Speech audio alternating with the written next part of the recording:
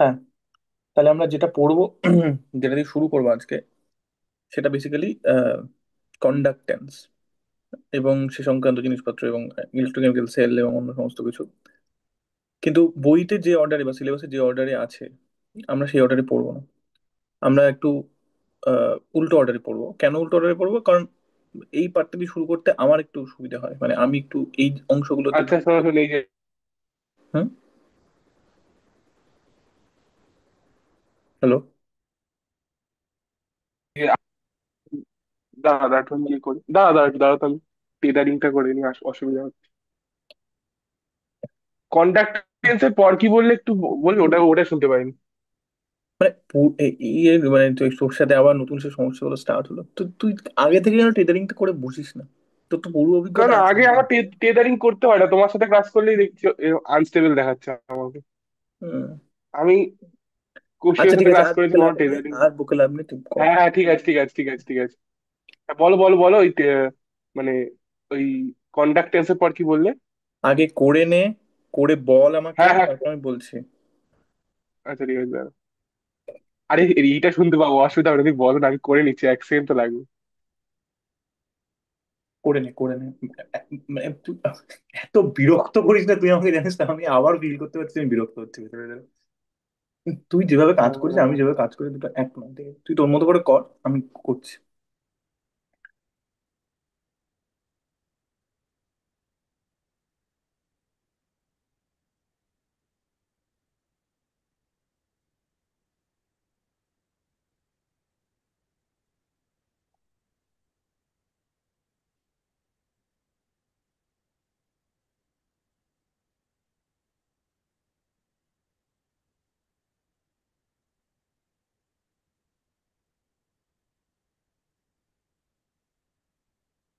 হয়ে গেছে। হুম। এই চ্যাপ্টারে দুটো মূলত অংশ। একটা হচ্ছে ইলেকট্রোকেমিক্যাল কেমিক্যাল সেল, সেখানে কি ধরনের কেমিক্যাল রিয়াকশন হয়, সেই রিয়াকশনের ফলে কি করে কারেন্ট তৈরি হয়, বা কখনো কারেন্ট তৈরি করে সেই রিয়াকশন গুলো কি করে ঘটানো যায়, হুম। তার সংক্রান্ত যে অংশটা। আরেকটা অংশ হচ্ছে আহ, পরিবাহিতা, আয়ন গুলো কিভাবে কারেন্ট ক্যারি করে, তাদের পরিবাহিতা গুলো কি কিসের উপর নির্ভর করে। এই দুটো মূলত আচ্ছা। সাবসেকশন। আচ্ছা বলতে হবে না, শোন, যখন বুঝতে না পারবি তখন শুধু কথা বলিস। তো এই দুটো মূলত সাবসেকশন এই চ্যাপ্টারে। এবার তোদের সিলেবাসে ইলেকট্রোকেমিক্যাল সেল পার্টটা আগে থেকে আগে আছে, তারপরে কন্ডাক্টেন্সের পার্টটা আছে, কিন্তু আমরা এখানে একটু উল্টো অর্ডারে পড়বো। আমরা কন্ডাক্টেন্সের হুম পার্টটা দিয়ে শুরু করবো, পরিবাহিতার পার্টটা দিয়ে শুরু করবো, তারপর ওই হুম। পার্টটায় যাবো। তার মূল কারণ, হু হু করিস না। তার মূল কারণ, আহ, আমার এই পার্টটাতে বেশি সড়গড় বোধ হয়। এই পার্টটা more close to physics than chemistry. আমার এই পার্টটা বেশি সড়গড় লাগে। আহ, তো আমরা আগে এই পার্টটা পড়বো, তারপর এই পার্টটা শেষ করে, মানে দুটো পার্ট অলমোস্ট নন কানেক্টেড, ফলে ডাজেন্ট ম্যাটার কোনটা আগে শুরু করা হচ্ছে। তো যাক, আজকে আমরা যেটা নিয়ে শুরু করবো সেটা হচ্ছে যে, আহ এরকম করে বলি যে মানে চ্যাপ্টার। চ্যাপ্টারটা মানে, মানে একটু ধারণাটা কি একটু বলো মানে। বলছি বলছি বলছি, ধারণাটা বলবো। না, ধারণা না বলে শুরু করছি। আচ্ছা, রেকর্ডিংটা একটু অন করে দাও। রেকর্ডিং অন আছে তো? ও আচ্ছা আচ্ছা। হুম। তো এই চ্যাপ্টারের যদি হেডিং দিতে হয় এরকম করে দিতে পারে, যেটা উপরে লেখা আছে ইলেকট্রিক্যাল কন্ডাক্টেন্স। আচ্ছা, একটু জুম করে নেবে। জুম করে আমার পক্ষে সম্বন্ধ, তোকেই করতে হবে। মানে কেন, সমস্যা কি? না, তোমার ইয়েটা জুম করা যায় তো, মানে নোটটা একটু জুম করে নিতে বলছি। তোর সমস্যা কি হচ্ছে এটা আমাকে বল। একটু বড় লেখা। ঠিক আছে, আমি করে নিচ্ছি তো। ঠিক আছে, অসুবিধা নেই। তাহলে ইলেকট্রিক্যাল কন্ডাক্টেন্স অফ সলিউশন, ঠিক আছে, মানে মোদ্দা কথা হচ্ছে যে দ্রবণের তড়িৎ পরিবাহিতা সেটা কি জিনিস, সেটা কি করে মাপে, সেটা কিসের উপর নির্ভর করে, এই সংক্রান্ত যে ডিটেল, সেটা আমরা এই চ্যাপ্টারে পড়বো। দ্রবণের থেকে আরো ভালো ডিটেলে বললে বা আরেকটু ভালো করে বললে বলা যায় যে তড়িৎ বিশ্লেষ্য দ্রবণ, কারণ বেশিরভাগ দ্রবণ তো তড়িৎ পরিবহন করে না। আমরা জানি যে তড়িৎ বিশ্লেষ্য পদার্থগুলো দ্রবণে বা গলিত হুম। অবস্থায় তড়িৎ পরিবহন করে। ফলে তড়িৎ বিশ্লেষ্য দ্রবণের তড়িৎ পরিবাহিতা কি করে মাপে, ঠিক আছে? তো বাংলাটা যদি লিখে দিলাম করে যে তড়িৎ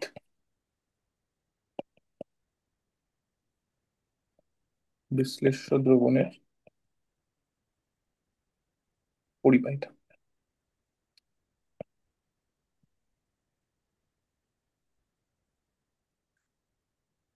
আচ্ছা, তাহলে এটা করতে গেলে আমরা আগে একটা ব্রিফ রিক্যাপ অফ মেটাল, মানে আমরা যেটা আগে পড়ে এসেছি বা মাধ্যমিক স্তরে যেটা বেশিরভাগ সময় থাকে, সেটা হচ্ছে যে রিক্যাপ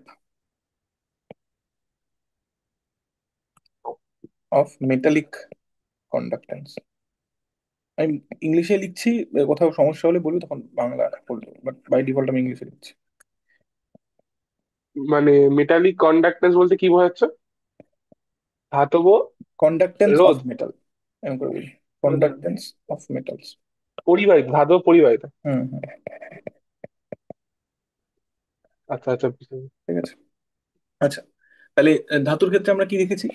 ধাতুর ক্ষেত্রে আমরা দেখেছি যে আহ, উম, বিভব প্রভেদ বা ভোল্টেজ যাই বল, ভি, সেটা কি হয়? Proportional to I. হুম ঠিক আছে, বা আই প্রপোর্শনাল টু ভি যাই বলিস, এটাকে বেসিক্যালি ওহমের সূত্র বলে, হুম ওহমস ল। এবং ভি সমান সমান কি করা যায়? আই ইন্টু আর, যেখানে এই আইটা কি, এই আইটা হচ্ছে প্রবাহ মাত্রা, প্রবাহ মাত্রা। এই এই লটা আসলে এক অর্থে নিউটনের সূত্রেরই একটা এক্সটেনশন হিসেবে দেখা যায়। মানে কি বলে এই লটা, বেসিক্যালি এই লটা এটাই বলে যে বিভব প্রভেদটা কি, বিভব প্রভেদটা একরকম ভাবে দেখতে গেলে মেটালে থাকা ইলেকট্রন গুলোর উপর কতটা বল পড়ছে একদিক থেকে আরেকদিকে যাওয়ার জন্য। আর কারেন্টটা কি, কারেন্টটা হচ্ছে ইলেকট্রন গুলো রিলেটেড টু কত তাড়াতাড়ি মুভ করছে, টাইমে রেসপেক্টে কত তাড়াতাড়ি মুভ করছে। এটাই তো মূল কথা, মানে বা প্রতি একক ক্ষেত্রফলে কতগুলো ইলেকট্রন পাস করছে, এই তো মূল কথা কারেন্টের। তো এটা এক অর্থে ওই নিউটনের সূত্রের রেসপেক্টে দেখতে পারিস যে একটা বল পড়ছে এবং একটা মুভমেন্ট হচ্ছে, তাদের মধ্যে কানেকশন। তো এরকম করে তো এটাকে এখানে বড় করে। বলটা কোনটা? এই বিভব প্রভেদটা, বিভব প্রভেদটা ইজ কানেক্টেড টু, মানে আহ, একটু ডিটেলে গেলে বিভব প্রভেদটা হয়তো is F equal to M এর ক্ষেত্রে ওরকম ফর্মে আছে।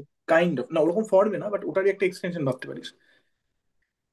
বিভব প্রভেদটা আসলে কানেক্টেড টু তড়িৎ ক্ষেত্র, যেটাকে বলে ইলেকট্রিক ফিল্ড। ঠিক আছে। হ্যাঁ তো হ্যাঁ। আমরা মনে করি যে তড়িৎ ক্ষেত্র কি বলা হয়েছিল, যে কোনো একটা তড়িৎ ক্ষেত্র মানে, সরি, ক্ষেত্র প্রাবল্য। একটা পদ। হ্যাঁ, যে একটা হ্যাঁ, একটা ধনাত্মক আধান রাখলে তার উপর যতটা আজকে বল পড়তো, তো হ্যাঁ ওটা হ্যাঁ কানেক্টেড। হ্যাঁ। ঠিক আছে। তো বলটা ওটার সাথে কানেক্টেড। তো মোদ্দা কথা হচ্ছে যে এইটা এক রকমের বলের সাথে কানেক্টেড জিনিস, নট এক্স্যাক্টলি বল। এইটা এক রকমের গতিবেগের সাথে কানেক্টেড জিনিস, নট এক্স্যাক্টলি গতিবেগ। ঠিক আছে। তো খানিকটা ওরকম যে বল আর গতিবেগের কানেকশন বা বল আর বেগের কানেকশন, সেটা এক অর্থে ওরকম করে দেখা যেতে পারে, যেটা নিউটনের সূত্রেরই একটা মেটালিক ফর্মে এটার একটা প্রকাশ, এইভাবে দেখা যেতে পারে। যাই হোক, আচ্ছা, এখানে আরটা কি ছিল? আরটা ছিল রোধ। এটা কি জিনিস না, ধাতুর দিক থেকে দেওয়া বাধা,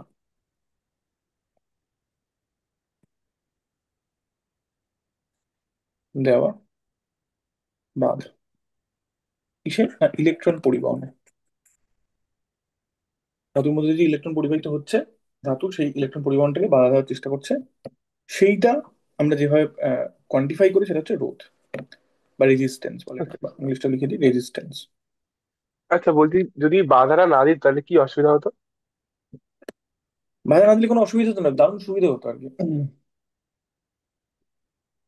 মানে সুপার কন্ডাক্টর কাকে বলে, যে এখন সুপার কন্ডাক্টর নিয়ে এত কাজকর্ম হচ্ছে এবং না, মানে মানে যদি মানে এরকম হয় মানে যেটা মানে তাহলে শর্ট হয় যেটাকে বলে না, কারেন্ট শর্ট হয়েছে, হুম, সেখানে তো রোধটা সেখানে তো রোধটা কমে যায়, মানে রোধটা হ্যাঁ, বেশি কারেন্ট প্রবাহিত হয়েছে। মানে হ্যাঁ হ্যাঁ ঠিকই বলছিস, সমস্যা ওই দিক থেকে হতো যে যখন যদি এটা শূন্য হয়ে যেত, মানে আই সমান সমান কি হবে, ভি বাই আর। তাহলে এটা যদি হুম শূন্য হয়ে যায় আর এটা যদি নন জিরো কিছু ভ্যালু থাকে, তাহলে আই অসীমে পৌঁছবে। ফলে আমি একটা হ্যাঁ ইনফাইনাইট কারেন্ট পাবো, বুঝতে ব্যাপার। ঠিক আছে। সে কারেন্টটা কি করে হ্যাঁ ম্যানেজ করা না করা সেটা আমি যাচ্ছি না আপাতত। সুপার কন্ডাক্টরকে এটাই হয় বাই দ্য ওয়ে, যে রোধটা শূন্যতে পৌঁছবে। ঠিক আছে। কিন্তু আমি হ্যাঁ। বলতে চাইছি তাহলে সেক্ষেত্রে আমি ইনফাইনাইট এনার্জি তৈরি করতে পারবো। ঠিক আছে। হ্যাঁ, ওইটাকে ওইটাকে মানে ধারণ ক্ষমতাও থাকা দরকার, মানে যে অবশ্যই, যেটাই যাচ্ছে কি না, অবশ্যই, নাহলে অবশ্যই। ওই শর্ট হয়ে যাবে। অবশ্যই সেটা। কিন্তু মানে তাহলে শর্টটা কি মানে যেটা হয় ওটা কি মানে মানে কিভাবে হয় ওটা যদি বোঝা যায় তাহলে ওখান থেকে সুপার কন্ডাক্টর মানে কাজে হয়। না না না না না, ওটা কোনো শর্ট হওয়ার কারণটা ওটা নয়, তুই যেরকম করে ভাবছিস। শর্ট হওয়ার কারণটা হচ্ছে যে রোদটা শূন্য হয়ে যায় না, রোদটা কোনো একটা কারণে ভীষণভাবে কমে যায়। তার পিছনে অনেকগুলো কারণ আচ্ছা থাকতে পারে, ঠিক আছে? ফলে ওই তারটার মধ্যে যতটা কারেন্ট যাওয়ার ক্ষমতা, প্রতিটা তারের তো একটা মানে প্রবাহ মাত্রার লিমিট আছে। তার হুম থেকে হুম বেশি প্রবাহ মাত্রা যখন কারেন্ট যায় তখন তারটা গরম হয়ে আগুন জ্বলে যেতে পারে, ঠিক আছে? ওইটা গন্ডগোল আর কি। বাট এমন না যে মানে ওটা দিয়ে আমি রোদটা শূন্য করে হুম ফেলতে হুম পারবো, ঠিক আছে? হুম হুম। আরে এটা এটা বললাম যে কারণ আমার টেবিল ফ্যানটা এটা হয়েছে। এবার টেবিল হুম ফ্যানটার ওই কর্ড যেখানে প্লাগটা থাকে, এবার হুম আমি কি করেছি মানে আমি জানি না কেন হয়েছে আমি মানে ওই আর কি মানে আমার ওই যে এক্সটেনশন কর্ডটা যেটা ওখানে হুম আমার সুইচ অন থাকে, আমি মানে সুইচ অন করে থাকে আমি ঢোকাই বার করি এরকমই থাকে। হুম এ, এবার একদিন ওই পরীক্ষার সময় মানে পরীক্ষা চলাকালীন একদিন আমি ভোরবেলা ওই মানে টেবিল ফ্যানটার প্লাগ অন ছিল, কোনো একটা কিছু চার্জ হচ্ছিল। আমি আরেকটা জায়গায় এটা ঢোকাতে যাবো মানে কিছুটা ঢুকিয়ে দেখি ওই এক্সটেনশন কর্ড থেকে ধোঁয়া বেরোচ্ছে, কালো ধোঁয়া। হুম কালো ধোঁয়া বেরোচ্ছে, আমি ভাবলাম যে এই এক্সটেনশন কর্ডটা খারাপ হয়ে গেল। এবার তারপরে আরো একবার দুবার ঢুকিয়ে দেখেছি।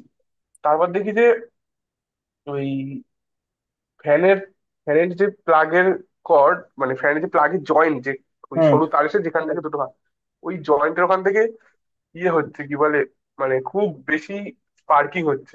হুম এবার তারপর আমি ওটা আহ, ইয়ে মানে এই নর্মাল প্লাগ এনেও দেখলাম যে ওটা কি মানে বারবার হচ্ছে, তো দেখলাম বারবারই হচ্ছে। তো তো তারপর বুঝলাম যে তার মানে এইটারই খারাপ হয়েছে, মানে মানে ওটাই বেসিক্যালি শর্ট হয়ে গেছে তাই তো। হুম হুম শর্ট হয়ে গিয়ে ওই জায়গাটা পুড়ে গেছে এবং দেন ওখান থেকে স্পার্কিং, সেটাই। হ্যাঁ তাহলে ধাতুর ক্ষেত্রে আহ, ধাতু ইলেকট্রন পরিবহনে একটা বাধা দিচ্ছে, সেটাকে আমরা কোয়ান্টিফাই করি কি দিয়ে? না, রোধ দিয়ে বা রেজিস্ট্যান্স দিয়ে। আচ্ছা, এই অবশ্যই বুঝতে পারছি তাহলে যে মানে ধাতুর মধ্যে দিয়ে ইলেকট্রন কত ভালো প্রবাহিত হতে পারবে কোনো একটা নির্দিষ্ট বিভব প্রভেদ অ্যাপ্লাই করলে, সেটা নির্ভর করবে ধাতু রোধের উপর। তাহলে এই রোধটা আবার কিভাবে নির্ভরশীল ধাতুর অন্যান্য জিনিসের উপর? মানে ধর রোধ, আমরা করে বলি আবার, রোধ আর সমান সমান আমরা দেখেছি রোধাঙ্ক ইন্টু হুম দৈর্ঘ্য বাই হেল্প ক্ষেত্রফল। বাই তাহলে এখানে কি কি জিনিস বলি একটুখানি। তাহলে এইটা হচ্ছে রোধাঙ্ক,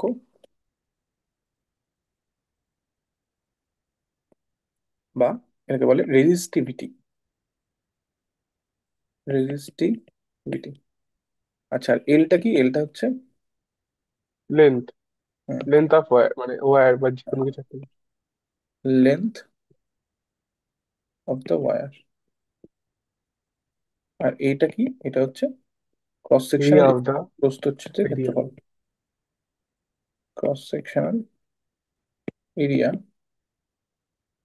বা এরকম করে বাংলায় বলি প্রস্থ হচ্ছে যে ক্ষেত্রফল। Area of the cross section বলেন মানে একই হবে নাকি? আমি যেরকম খুশি বললেই হলো। বাংলা লিখতে হবে না, আমি যেখানে বললো সেখানে লিখতেই হলো, মানে আমি বুঝতে পারছি। আচ্ছা, তো এটা হলো। তো এই হুম হচ্ছে মেটালের একটা ব্রিজ আছে, এক ছোট জিনিস, সেটা হচ্ছে যে এই রোধাঙ্কটা কিসের উপর নির্ভর করে? এই রোধাঙ্কটা জেনারেলি মেটালের ক্ষেত্রে উষ্ণতা আছে। প্রথম কথা হচ্ছে যে ধাতুর প্রকৃতির উপর নির্ভর করে, মানে কোন ধাতু ব্যবহার করছে, হুম। ঠিক আছে? আর তাপমাত্রার উপর depend হুম। তার মানে ধাতু থেকে ধাতু ভ্যারি করে।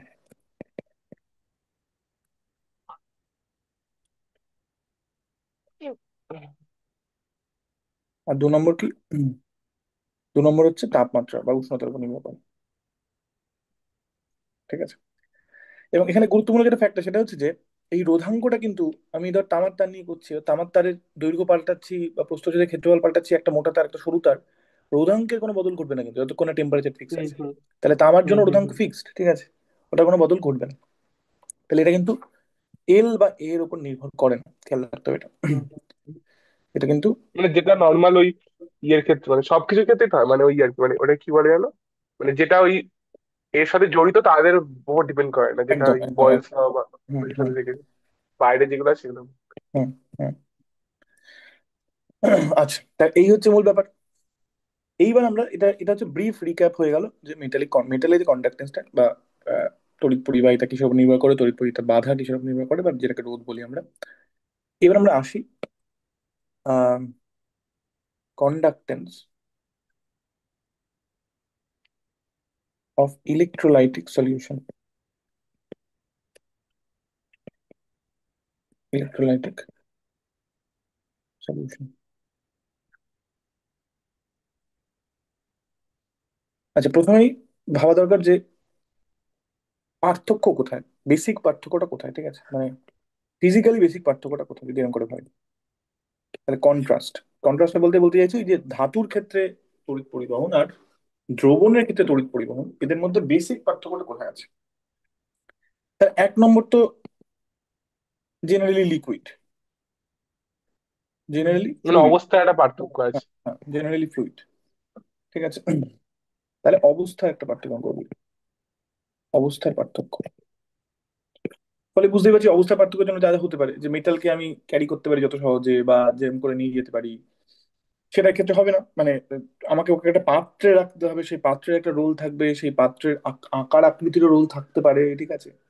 মানে মেটালের হুম ক্ষেত্রে হুম যেমন দৈর্ঘ্য মেপে নিয়েছি, ক্ষেত্রফল মেপে নিয়েছি, এটা দ্রবণের দৈর্ঘ্য ক্ষেত্রফল কি করে মাপবো, ঠিক আছে। তাহলে কিছু কিছু জিনিস, হুম হুম। ধারণাগুলো পাল্টাবে, ঠিক আছে। আর কি হবে, আর যেটা মেন মূল পার্থক্য, যেখান থেকে অন্যান্য অনেকগুলো পার্থক্য অ্যানালাইজ করে, সেইটা হচ্ছে যে ধাতুর ক্ষেত্রে ইলেকট্রনগুলি, বা একটু ভালো করে বললে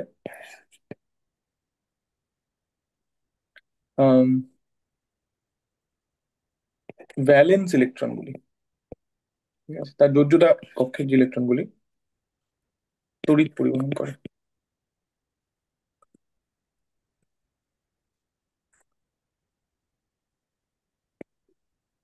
বা ইলেকট্রনগুলি গতিশীল হয়ে তড়িৎ পরিবহন করে,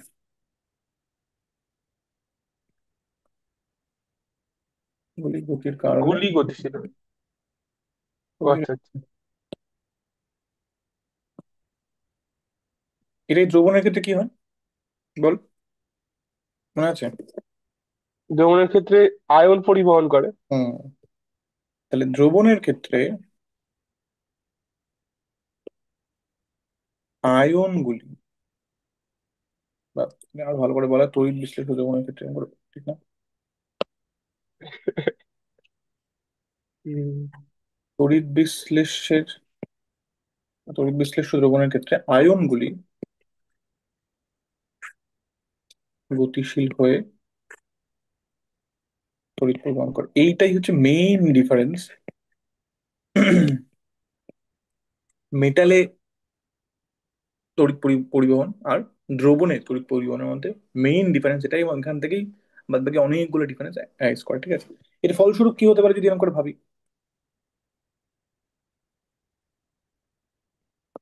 এই মেইন ডিফারেন্সটার কারণ স্বরূপ, ঠিক আছে, মেইন ডিফারেন্সটার কারণ স্বরূপ কি হতে পারে, এক নম্বর, আম, ধাতুতে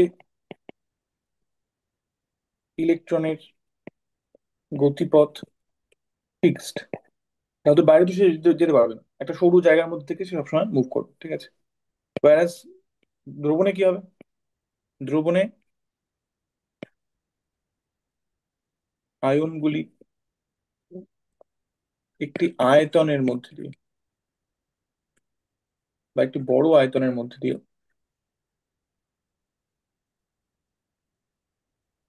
নানান রকম পথে গতিশীলতা হয়। দু নম্বর কি, দু নম্বর হচ্ছে আহ, উম, হ্যাঁ, তো এই কারণেই, মানে এটাই একটা মেন পার্থক্য, ঠিক আছে। এই কারণেই ধাতুর ক্ষেত্রে যেমন আমরা বলি যে, এই কারণেই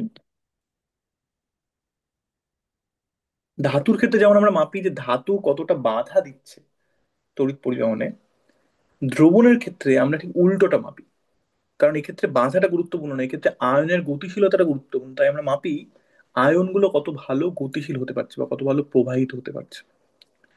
তাহলে ধাতুর ক্ষেত্রে কি হচ্ছে, ইলেকট্রন, সব সব ধাতুর ক্ষেত্রে ইলেকট্রন মুভ করছে, ধাতু বাধা দিচ্ছে তাতে একটা, এবং সেটাকে আমরা কোয়ান্টিফাই করছি ধাতুর রোধ বা পরিবাহী রোধ দিয়ে, ধাতুর রোধাঙ্ক দিয়ে, যাই বল। দ্রবণের ক্ষেত্রে কি হচ্ছে, বিভিন্ন সলিউশন থেকে বিভিন্ন সলিউশনে, এমনকি একই সলিউশনের বিভিন্ন কনসেন্ট্রেশনে আয়নগুলোর সংখ্যা, তাদের মাত্রা, এগুলো পাল্টাচ্ছে। আয়নগুলোর গতিশীলতা পাল্টাচ্ছে। দ্রাবক যদি পাল্টাই, আমি যদি জলে নিই ভার্সেস অন্য কোনো দ্রাবকে নিই বা অ্যালকোহলে নিচ্ছি, তাহলে আয়নগুলোর গতিশীলতা পাল্টে যাচ্ছে, সমস্ত কিছু পাল্টে যাচ্ছে। একই তড়িৎ বিশ্লেষণের ক্ষেত্রেও তাই হতে পারে। সেই জন্য ওদের ক্ষেত্রে, তড়িৎ বিশ্লেষণ দ্রবণের ক্ষেত্রে, রোধ না মেপে বা বাধা না মেপে ও কতটা মুভ করতে পারছে সেইটা মাপাটা বেশি ফিজিক্যালি ইনটিউটিভ বা মেক সেন্স। তাহলে কি বলবো, যে এই কারণেই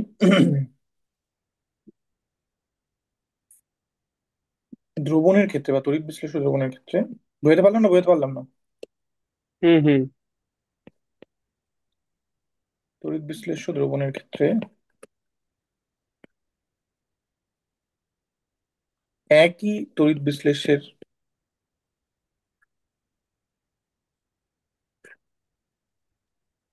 বিভিন্ন গাঢ়ত্বের দ্রবণে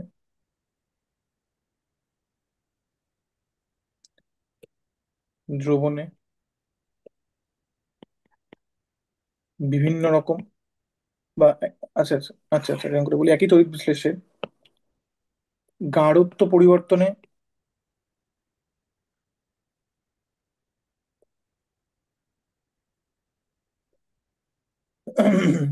দ্রাবক পরিবর্তনে,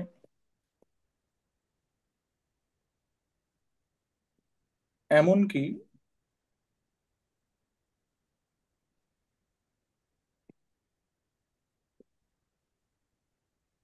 পাত্রের আকার আকৃতি পরিবর্তনে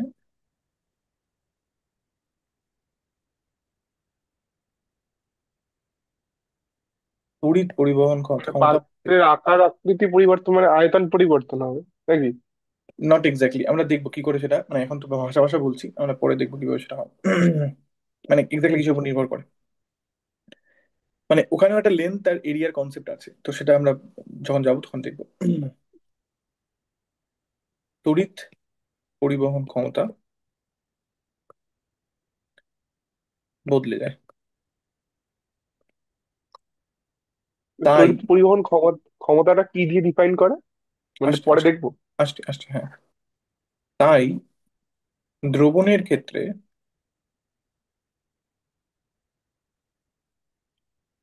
তড়িৎ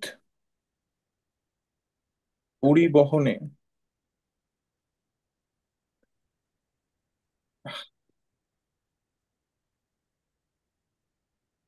বাধা, তড়িৎ পরিবহনে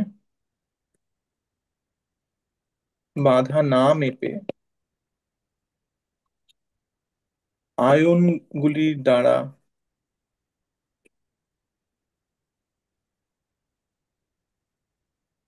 বা আয়নগুলির তড়িৎ পরিবাহিতা, আমি বলি আয়নগুলির তড়িৎ পরিবাহিতা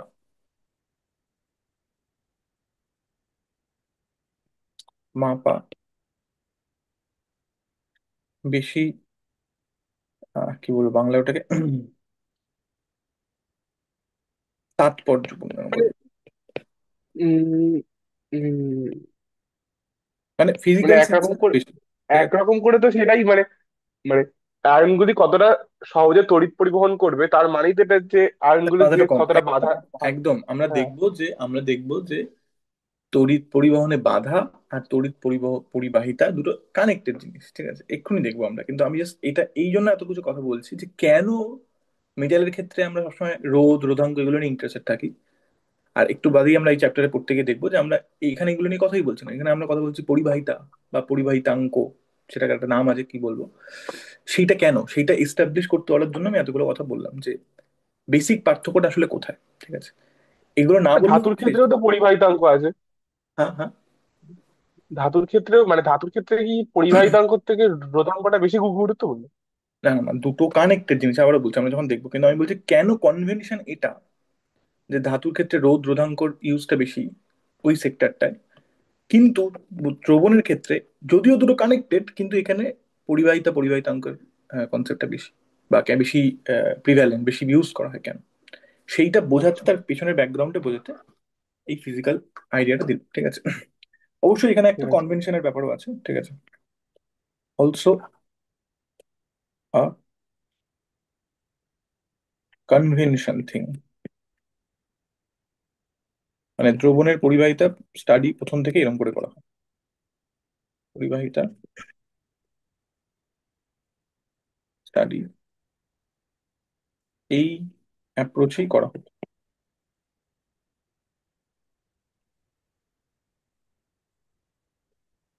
তাহলে তাহলে কি বোঝালো? তাহলে কনভেনশনটা কি আসলে? তাহলে এরকম করে বলি, কনভেনশন কি? উল্টোটা করা যায় না তো আমি বলছি না, কিন্তু ঠিক আছে, দুটো কানেক্টেড যখন একটা জানলে মেটালের ক্ষেত্রে অন্যটাও জানতে পারবো, সলিউশনের ক্ষেত্রে একটা জানলে অন্যটাও জানতে পারবো। কিন্তু জেনারেলি কনভেনশন, এই কনভেনশন ফলো করা হয় যে সলিউশনের ক্ষেত্রে পরিবাহিতা আর ধাতুর ক্ষেত্রে রোধ। ঠিক আছে। ইম্পর্টেন্ট ফ্যাক্টর হচ্ছে কি, ওহমস ল সব ক্ষেত্রেই প্রযোজ্য।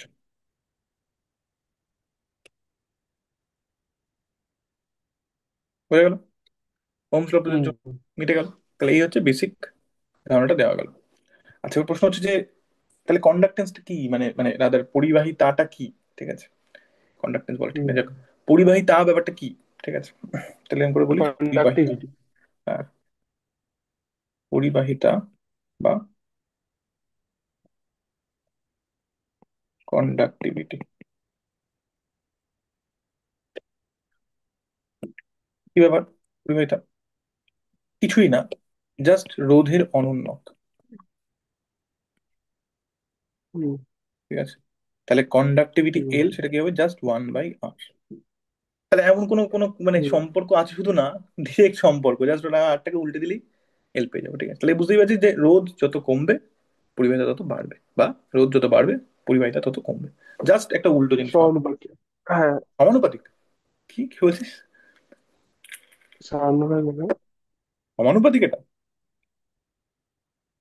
না, ওটা অনুপাতে না। ও আচ্ছা, না না। ও সরি সরি, মানে ও সরি ব্যস্তানুপাতিক। ও না, আমি এটা অনুপাতিক না, আমি এটা ব্যস্তানুপাতিকও বলতে নয়, মানে শুধু মানে ব্যস্তানুপাতিক নয়। ব্যস্তানুপাতিক কখন বলবো? যখন মানে একটা ভেদ ধ্রুবক আছে, ঠিক হ্যাঁ আছে, হ্যাঁ হ্যাঁ মানে হ্যাঁ। অনন্য জাস্ট, বা ব্যস্তানুপাতিক উইথ ভেদ ধ্রুবক ইকুয়ালস টু মানে ওয়ান। এটা গ্রাফটা কিরকম হবে? জাস্ট যেরকম ওয়াই ইকুয়ালস টু 1/x এর গ্রাফ হয়।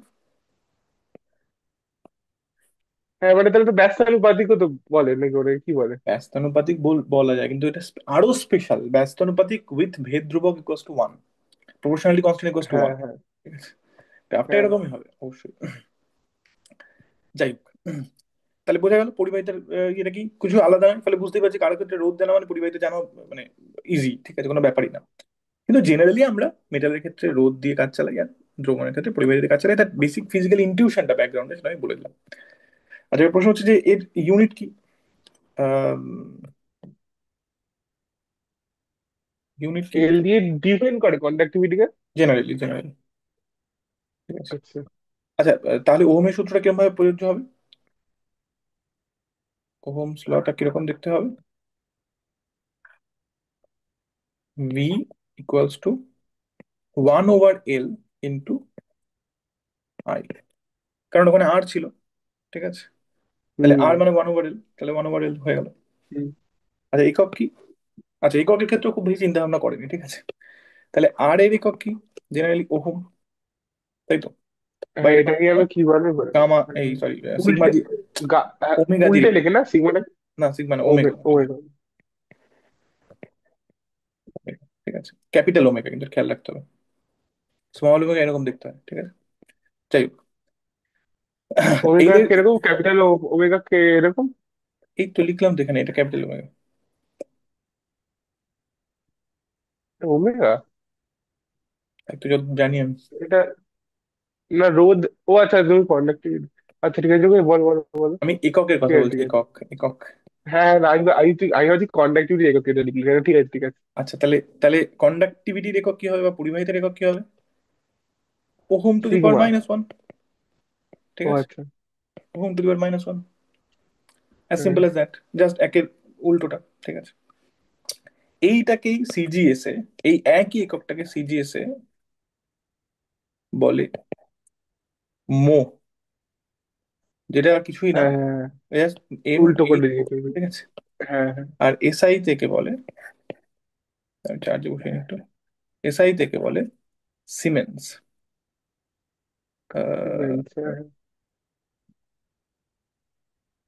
তারা স্পেলিংটা করে দেখিনি, কি গন্ডগোল হতে পারে। S E N O. S C I M E I, I আছে কি সেটাই ভাবছি। এসিআই ওটা এমই। উল্টে লেখেনি, এরকম কিছু মনে পড়ছিল আমার, নামও না এটা করে। আচ্ছা, তাহলে কন্ডাক্টিভিটির একক কি হলো? ওহো ইনভার্স, যেটাকে সিজিএস এ বলে মো, বাই সাইডে সিমেন্স। এরা আচ্ছা, এটা খেয়াল, এক এক মো আর এক সিমেন্স কিন্তু একই, ঠিক আছে। এক মো সমান সমান এক ওহো ইনভার্স সমান সমান এক সিমেন্স, ঠিক আছে, কোনো পার্থক্য নেই। হুম হুম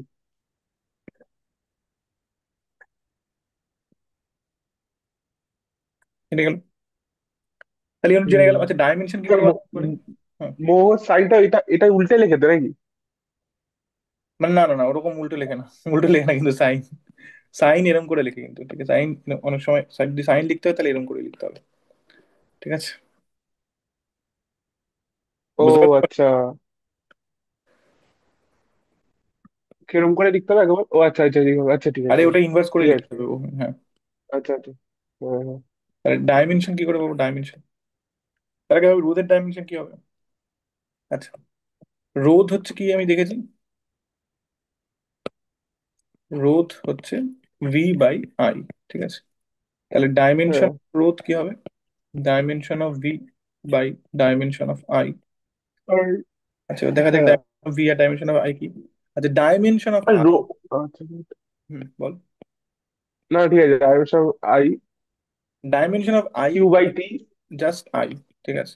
মানে এটা একটা আই, হ্যাঁ হ্যাঁ আই। ফান্ডামেন্টাল, ইয়ে মানে মৌলিক ধ্রুবক, মৌলিক। মৌলিক ধ্রুবক না মৌলিক রাশি। না মৌলিক ধ্রুবক না, মৌলিক মাত্রা মানে। হ্যাঁ হ্যাঁ, মৌলিক কি রাশি তার বলে? মৌলিক মাত্রা, যাই হোক। হ্যাঁ। আচ্ছা, আর ভি এর ক্ষেত্রে কি করা হয়? না, ভি এটা কিভাবে রিলেটেড এরকম করে বলি বলি। জানি না তোদের মনে আছে কিনা, ইলেভেনে পড়িয়েছিলাম যে যখন অ্যাটমিক স্ট্রাকচার আমরা বলছিলাম যে চার্জের ওপর মানে W voltage is equal to apply Q by করলে। ভি, ওখান দিয়ে বলতে পারো, W is equal to Q by V. হ্যাঁ, ওইটাই বলছি এক্স্যাক্টলি, ওটাই বলছি exactly. W equals to Q by V না, ডাব্লিউ ইকুয়ালস টু কিউ না into Q V. V, Q V, Q Q V, V, হ্যাঁ। হ্যাঁ এক্স্যাক্টলি। তাহলে তাহলে সেখান থেকে ভিটা কি হবে? W by Q. W by আবার কিউ। আবার ডাব্লিউ বাই কিউটাকে কি লিখতে পারি? আই ইন্টু টি লিখতে পারি তো। হ্যাঁ হ্যাঁ হ্যাঁ তাহলে এখান হ্যাঁ থেকে হ্যাঁ। পেয়ে যাবো যে, তাহলে এটা কি হয়ে যাবে? ডাব্লিউ হচ্ছে M L square T to the power minus I square two, minus two আইটা হচ্ছে আই, আই। হ্যাঁ। আর টিটা হচ্ছে টি। তাহলে কি হয়ে যাবে? M L square T to the power minus three I to the power minus one. Okay, minus one, হ্যাঁ। তাহলে এখানে বসাই এবার, হুম। M L square T to the power minus three I to the power minus one by I. তো সেটা কি দাঁড়াবে? M L square T to the power minus three I to the power minus two. এটা হচ্ছে আর এর মাত্রা, বুঝে গেল? হ্যাঁ হ্যাঁ তাহলে হ্যাঁ হ্যাঁ কন্ডাক্টিভিটির মাত্রা কি হবে? জাস্ট উল্টোটা, ঠিক আছে। হ্যাঁ হ্যাঁ হ্যাঁ হ্যাঁ। তাহলে কন্ডাক্টিভিটির মাত্রা কি হয়ে যাবে? M to the power minus one L to the power minus two T to the power three I square, হয়ে গেল। হুম কোনো সমস্যা নেই। হুম আচ্ছা, হুম কিসের কিসের উপর নির্ভর করে? ঠিক আছে, তাহলে আমি করে বলি dependency. Dependency, dependency of hmm conductance.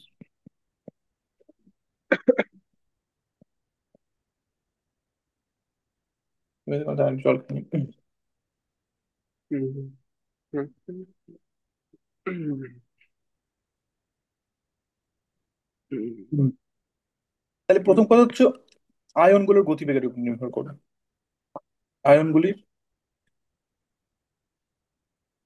গতিবেগ। এবং সেই কারণেই ডিরেক্টলি কানেক্টেড টু উষ্ণতার উপরও নির্ভর করবে, কারণ আমরা জানি কি, উষ্ণতা পাল্টালে মাইক্রোস্কোপিক অবজেক্ট গুলো, বিশেষ করে কোয়ান্টাম মাইক্রোস্কোপিক অবজেক্ট গুলো, তাদের মানে তাদের ভেলোসিটি পাল্টায়। মানে মোদ্দা কথা, উষ্ণতা গতিশক্তির সাথে সম্পর্কিত, এটা বুঝতে পারিস তো, মাইক্রোস্কোপিক গতিশক্তির সাথে। ফলে হুম হুম আয়নগুলো গতিবেগ কারণেই উষ্ণতার উপর নির্ভর করবে, ঠিক আছে? আরো মানে উষ্ণতার আরো অনেক ইম্প্যাক্ট আছে, বাট তাতে আমি যাচ্ছি না। আর কি, আয়নগুলোর সাইজের উপর নির্ভর করবে। আয়নগুলোর সাইজ, ঠিক আছে?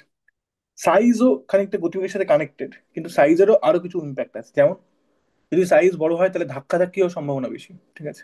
তাতে গতিবেগ মন্থর হবে। যদি সাইজ হুম। বড় হয় তাহলে দ্রাবক ওকে ঘিরে রাখার সম্ভাবনা তুলনামূলক কম থাকে। রাদার কম বা বেশি ভ্যারি করতে পারে এটা, মানে মনে কর ফাজান। চার্জে বসাওনি মনে হয়, চার্জ তো কমে যাচ্ছে। ও সরি।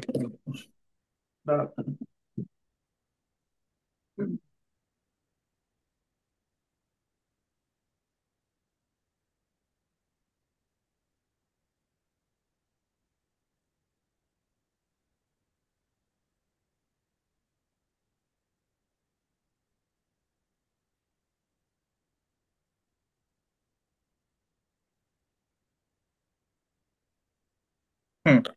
যদি সাইজ বড় বা ছোট হয় তাতে করে দ্রাবক তাকে কতটা দ্রাবকায়িত করতে পারছে, বা আরো ভালো করে বললে, যেখানে আমরা ফাজান্স রুল পড়েছিলাম ক্লাস 11-এ, যে কতটা হুম। পোলারাইজ করতে পারছে বা পোলারাইজড হচ্ছে সেটা ভ্যারি করে যাবে। এবং সেটা আরো হুম। কিসের উপর নির্ভর করবে? চার্জ, আয়নগুলির চার্জ। তার মানে মোদ্দা কথা, যা যার উপর আয়নগুলোর গতি নির্ভর করতে পারে সে সমস্ত কিছুর উপর নির্ভর করবে, ঠিক আছে? অবশ্যই সেটার জন্য গতিবেগ এবং উষ্ণতা, তার সাথে সাইজ, চার্জ। আর কি হবে? আর অবশ্যই এক্ষেত্রে সাম ডিপেন্ডেন্সি অফ, আচ্ছা এখানে এক্ষেত্রে যেটা আমি এবার আসছি ওখানটায়, যে মেটালের ক্ষেত্রে যেটা দৈর্ঘ্য আর বস্তুর ক্ষেত্রফল ছিল, এক্ষেত্রে সেটা কি হবে? এক্ষেত্রে ভাব যে তড়িৎ বিশ্লেষণের মধ্যে, তড়িৎ পরিবহনের ক্ষেত্রে আমি জেনারেলি দুটো ইলেকট্রোড ব্যবহার করি, তড়িৎ দ্বার ব্যবহার করি, ঠিক আছে? তাহলে কি তড়িৎ দ্বার ব্যবহার করছি তার উপর নির্ভর করবে কিন্তু, ঠিক আছে? আচ্ছা তার আগে বলে নিই, দ্রাবকের উপরও নির্ভর করবে কোন দ্রাবকে দ্রবীভূত আছে।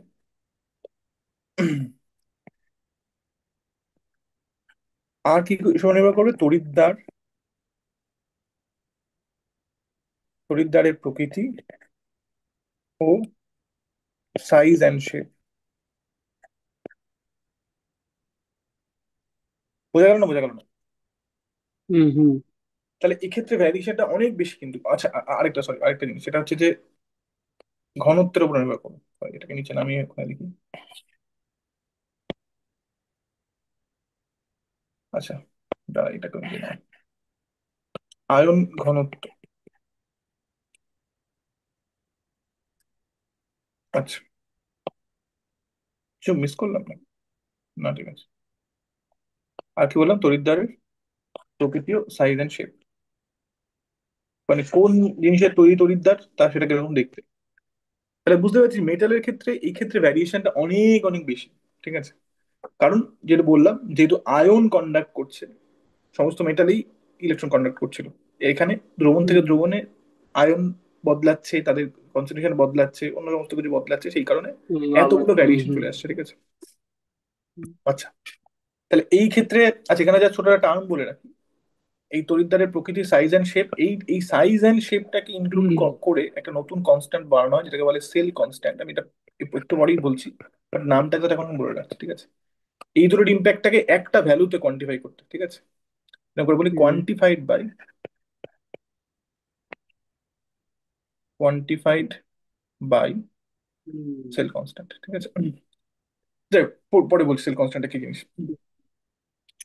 আচ্ছা, তাহলে এক্ষেত্রে কিভাবে কাজ চালানো হয়? তাহলে আমরা কি জানি? আমরা জানি হুম। হুম। এল সমান সমান, সরি, আর সমান সমান রো এল বাই এ, ঠিক আছে? তাহলে এটাকে যদি উল্টে দিই তাহলে কি হয়ে যাবে? 1/r সমান সমান 1/রো এ বাই এল। হুম। তাহলে এই 1/rটাকে আমি এল লিখতে পারি, তাহলে সেটা সমান সমান 1/রো এ বাই এল, ঠিক আছে? তাহলে এটা একটা গুরুত্বপূর্ণ ইকুয়েশন আমাদের জন্য, যেটা একদম ডিরেক্টলি রোজের ইকুয়েশন থেকে চলে আসছে। এইটার আরেকটা ফর্ম আছে, যেটাকে বলা হয়, এই চিহ্নটাকে বলে কাপ্পা এ হুম। বাই হুম। হুম। এল। কাপ্পাটা 1/, এর সাথে সমান। এক্স্যাক্টলি।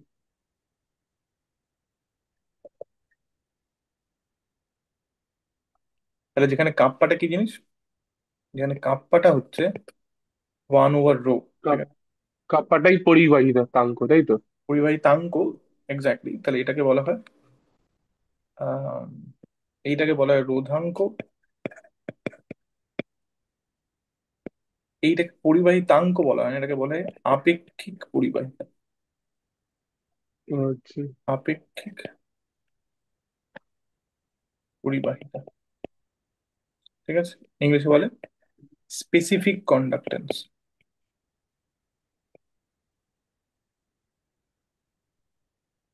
স্পেসিফিক কন্ডাক্টেন্স, ঠিক আছে। মিলে গেল, তাহলে এই ব্যাপারটা ক্লিয়ার হয়ে গেল। আচ্ছা, এখন প্রশ্ন হচ্ছে যে আহ, এই আপেক্ষিক পরিবাহিতা, কি বলতে গেলাম, কেটে গেল দাঁড়া। আচ্ছা, এটা পরিষ্কার হলো তো যে এরকম করে বলি যে সুতরাং পরিবাহিতার থেকে উম দৈর্ঘ্য ও ক্ষেত্রফলের, এক্ষেত্রে এটা তড়িৎদ্বারের দৈর্ঘ্য ক্ষেত্রফল, মানে আচ্ছা ঠিক আছে বলছে, ক্ষেত্রফলের এফেক্ট বাদ দেওয়ার পর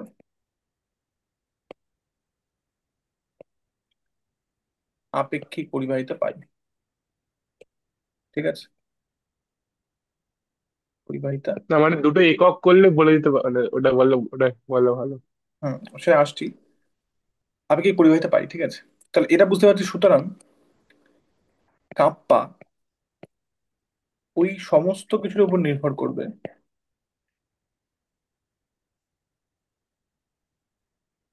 যা রোগাঙ্কের উপর দিয়ে। করবে যা, যার উপর এল বা কন্ডাক্টিভিটি নির্ভর করে শুধু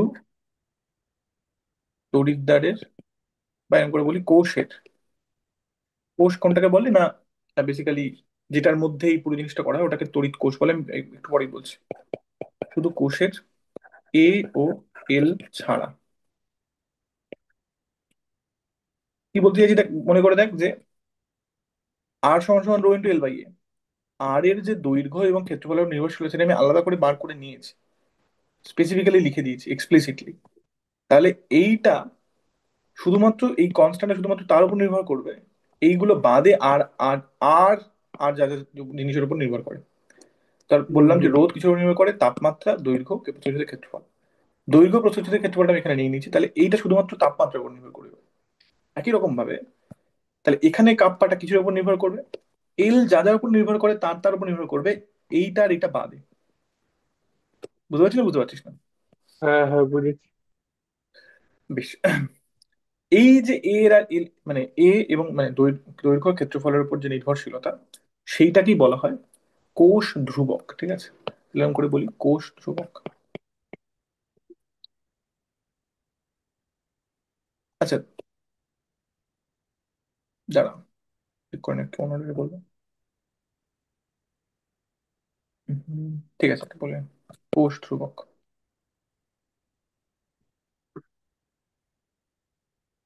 ঠিক আছে, এরকম করে বলি যে উম পরিবাহিতা, পরের পেজে লিখতে পারতো এই। পরিবাহিতা কোষের, যার মধ্যে পরিবাহিতা মাপা হয় তাকে পরিবাহিতা কোষ বলে, একটু আগেই বলবো। পরিবাহিতা কোষের এল বাই এ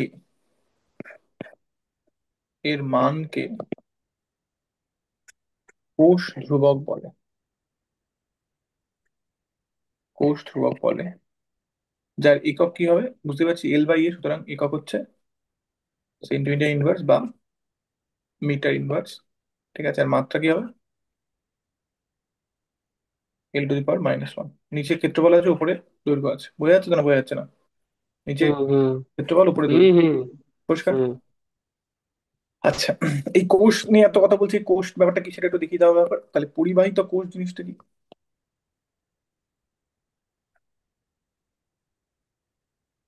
ওই আর কি আবার, যার মধ্যে নিয়ে ওকে মাপা হয়, যে যে সিস্টেমের মধ্যে নিয়ে। তাহলে যে সিস্টেমের সাহায্যে তড়িৎ বিশ্লেষ্য দ্রবণের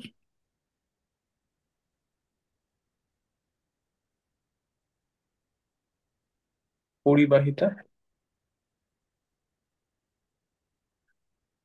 মাপা।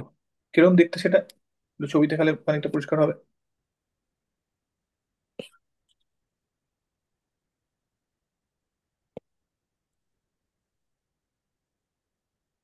তাহলে একটা বেসিক ইমেজ এই দিকে কনস্ট্রাক্ট থেকে বোঝা যায়, ভালো করে যদি দেখা যায়। তাহলে এই হুম এই হচ্ছে দ্রবণ রয়েছে, ঠিক আছে। এর মধ্যে এইরকম দুটো তড়িৎদ্বার মেশানো একটা যন্ত্র ডোবানো হয়, ঠিক আছে। যাদের ক্ষেত্রফলটা হুম ক্ষেত্রে কি, এক্ষেত্রে ক্ষেত্রফলটা হচ্ছে এই তড়িৎদ্বারটার এই পাতটা অংশ ক্ষেত্রফল, বা এইটা যে কোনো বলতে পারিস, ঠিক আছে। আর দৈর্ঘ্য কি, দৈর্ঘ্য হচ্ছে এই তড়িৎদ্বার দুটোর মধ্যে দূরত্ব, সেটা হচ্ছে এল। এটা একটা ক্যাপিটাল এ, আমরা এটাকে ক্যাপিটাল এ দিয়ে রিপ্রেজেন্ট করেছি, ঠিক আছে। এটা বাস্তব ক্ষেত্রে কেমন দেখতে হয়, জেনারেলি প্ল্যাটিনাম তড়িৎদ্বার নেওয়া হয়, প্ল্যাটিনাম খুব ভালো কারেন্ট ক্যারি করতে পারে সেই জন্য। বাস্তব ক্ষেত্রে কিরকম দেখতে হয়, এরকম দেখতে হয়, ঠিক আছে। এইটা হচ্ছে ডোবানো হয় দ্রবণের মধ্যে, এর মাথায় দেখ, ভালো করে দেখলে বুঝতে পারবি তড়িৎদ্বার রয়েছে। দুটো দুটো আছে নাকি একটাই? দুটো দুটো, আরে একটা তড়িৎদ্বারে কি করে হবে, প্লাস মাইনাস দুটো সাইড থাকবে তো, ঠিক হ্যাঁ আছে। রে, ওই যে আরেকটা দেখা যাচ্ছে না। এইটার আউটপুটটা যেভাবে আরে পাওয়া যায় সেটা হচ্ছে এই এই তারটার মাধ্যমে এরকম দুটো ইয়ে, এটা দুটো যন্ত্রের মধ্যে ঢোকানো হয়, ঠিক আছে। ওইটার মধ্যে আমরা পার্টটা পাই, এই দুটো বেসিক্যালি দুটো তড়িৎদ্বার থেকে দুটো তার আসছে। তো সেখান থেকে আমরা একটা ওই ভোল্টামিটার গোছের একটা ব্যাপার, ঠিক আছে। ওটার মধ্যে আমরা পার্টটা পাই, যে কত পরিবাহিতা পাওয়া যাচ্ছে। যাই হোক, তাহলে এই হচ্ছে মূল গল্প, পরিবাহিতা কোষের গল্প, ঠিক আছে। তাহলে কোষ ধ্রুবক কাকে বলে, এল বাই এ। এই যে রেশিওটা মাইন্ড ইট, এল বাই এ, কিন্তু এটা ভুলে যাওয়ার সম্ভাবনা থাকবে, এল বাই এ সেটা কিন্তু কোষ ধ্রুবক, এ বাই এল নয় কিন্তু, ঠিক আছে, এল হ্যাঁ বাই। হ্যাঁ। আচ্ছা, তাহলে এবার আমরা বলতে পারি যে এখন এল সমান সমান, আচ্ছা এই কোষ ধ্রুবকে কি দিয়ে রিপ্রেজেন্ট করে, মানে আমি লিখবো না, জাস্ট অনেক ক্ষেত্রে লিখে, তাই আমি বলে দিচ্ছি, ক্যাপিটাল কে দিয়ে রিপ্রেজেন্ট করে, ঠিক আছে। লিখবো না, বাট গন্ডগোল হতে পারে কাপ্পা আর কে এর মধ্যে। তাহলে এল সমান সমান কি দেখলাম, কাপ্পা ইন্টু এ, সরি হ্যাঁ, এ বাই এল, তাই দেখেছি আমরা, এ বাই এল। এটা মনে রাখা সহজ উপায়, রোধের ইকুয়েশনটা মাথায় রাখবে, রোধের ইকুয়েশনটা মাথায় থাকলে বাদ বাকি সব আপনা আপনি হবে, ঠিক আছে। আর সমান হুম সমান rho into L by A, ঠিক আছে, এটা খেয়াল রাখবে, বাদ বাকি সবকিছু আপনা আপনি হবে। হুম হুম তাহলে এল সমান সমান kappa into A by L. তাহলে এক্ষেত্রে কি বলতে পারি, হুম যে পরিবাহিতা সমান সমান আপেক্ষিক পরিবাহিতা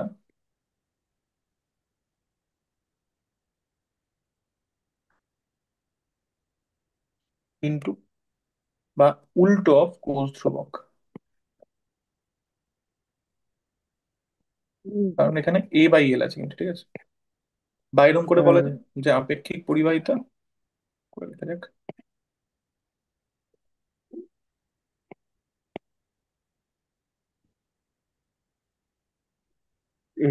বুঝে গেছি।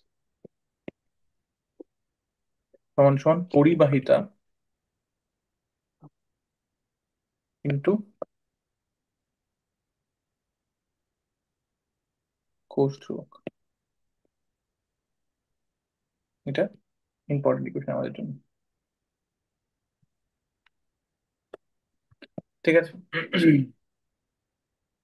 মিটে গেল ব্যাপারটা। তাহলে এবার আপেক্ষিক পরিবাহিতার সংজ্ঞা কি, কিভাবে বলতে পারি, আমি আর লিখছি না, বাট বুঝতেই পারছিস যে হুম হুম হুম। কোনো ওটা একক হলে এটা একক দ্রবণের হলে ওটা একক সমান কোষ সমান এটা ধ্রুবক, হবে। হ্যাঁ হ্যাঁ, সেটা নিয়ে ওরকম করে বলা যেতে পারে, বা এরকম করে অনেক সময় বলা হয়, এটা বই থেকে পড়ে নিবি পারলে, ঠিক আছে। লিখেই দিই, হুম। আরে বাবা, একক। এত কিছুর অভ্যাস চলে গেছে তো। কি এত কিছু অভ্যেস চলে গেছে কি ও লেখানোর? হ্যাঁ আমার তো অভ্যেস বেড়ে গেছে না, কারণ ক্লাস 9 পড়াচ্ছি, বুঝতে হ্যাঁ, পারছিস? সেটাই বলছি, তোমার আরো অভ্যাস বেড়ে গেছে। একক কোষ ধ্রুবকের মানে পরিবাহিতা সমান সমান আপেক্ষিক পরিবাহিতা, আহ না ও, না, আমার আমার চলে গেছে, তাই তাই বলছি, তোমার না। আমি তো ওটাই বললাম যে তোর অভ্যেসটা চলে গেছে বা কমে গেছে, আমার অভ্যেসটা বেড়ে গেছে, ঠিক আছে। হ্যাঁ আচ্ছা, তাহলে পরিবাহিতা সমান আপেক্ষিক পরিবাহিতা, লিখলাম, ঠিক আছে। বা অনেক সময় এটাকে হ্যাঁ এরকম বলে যে এল সমান সমান 1 সেন্টিমিটার, বা এল সমান সমান ইউনিট, মানে ওয়ান, এ সমান সমান ওয়ান হলে তাতেও হুম এরকম করে বলে পরিবাহিতার সমস্যা নয় পরিবাহিতা বুঝে বোঝা যাবে, এটা কোনো সমস্যা নেই। হুম ঠিক আছে। হুম হুম আচ্ছা আবেগিক পরিবাহিতার একক কি? এরকম করে বলি হুম আপেক্ষিক পরিবাহিতার একক।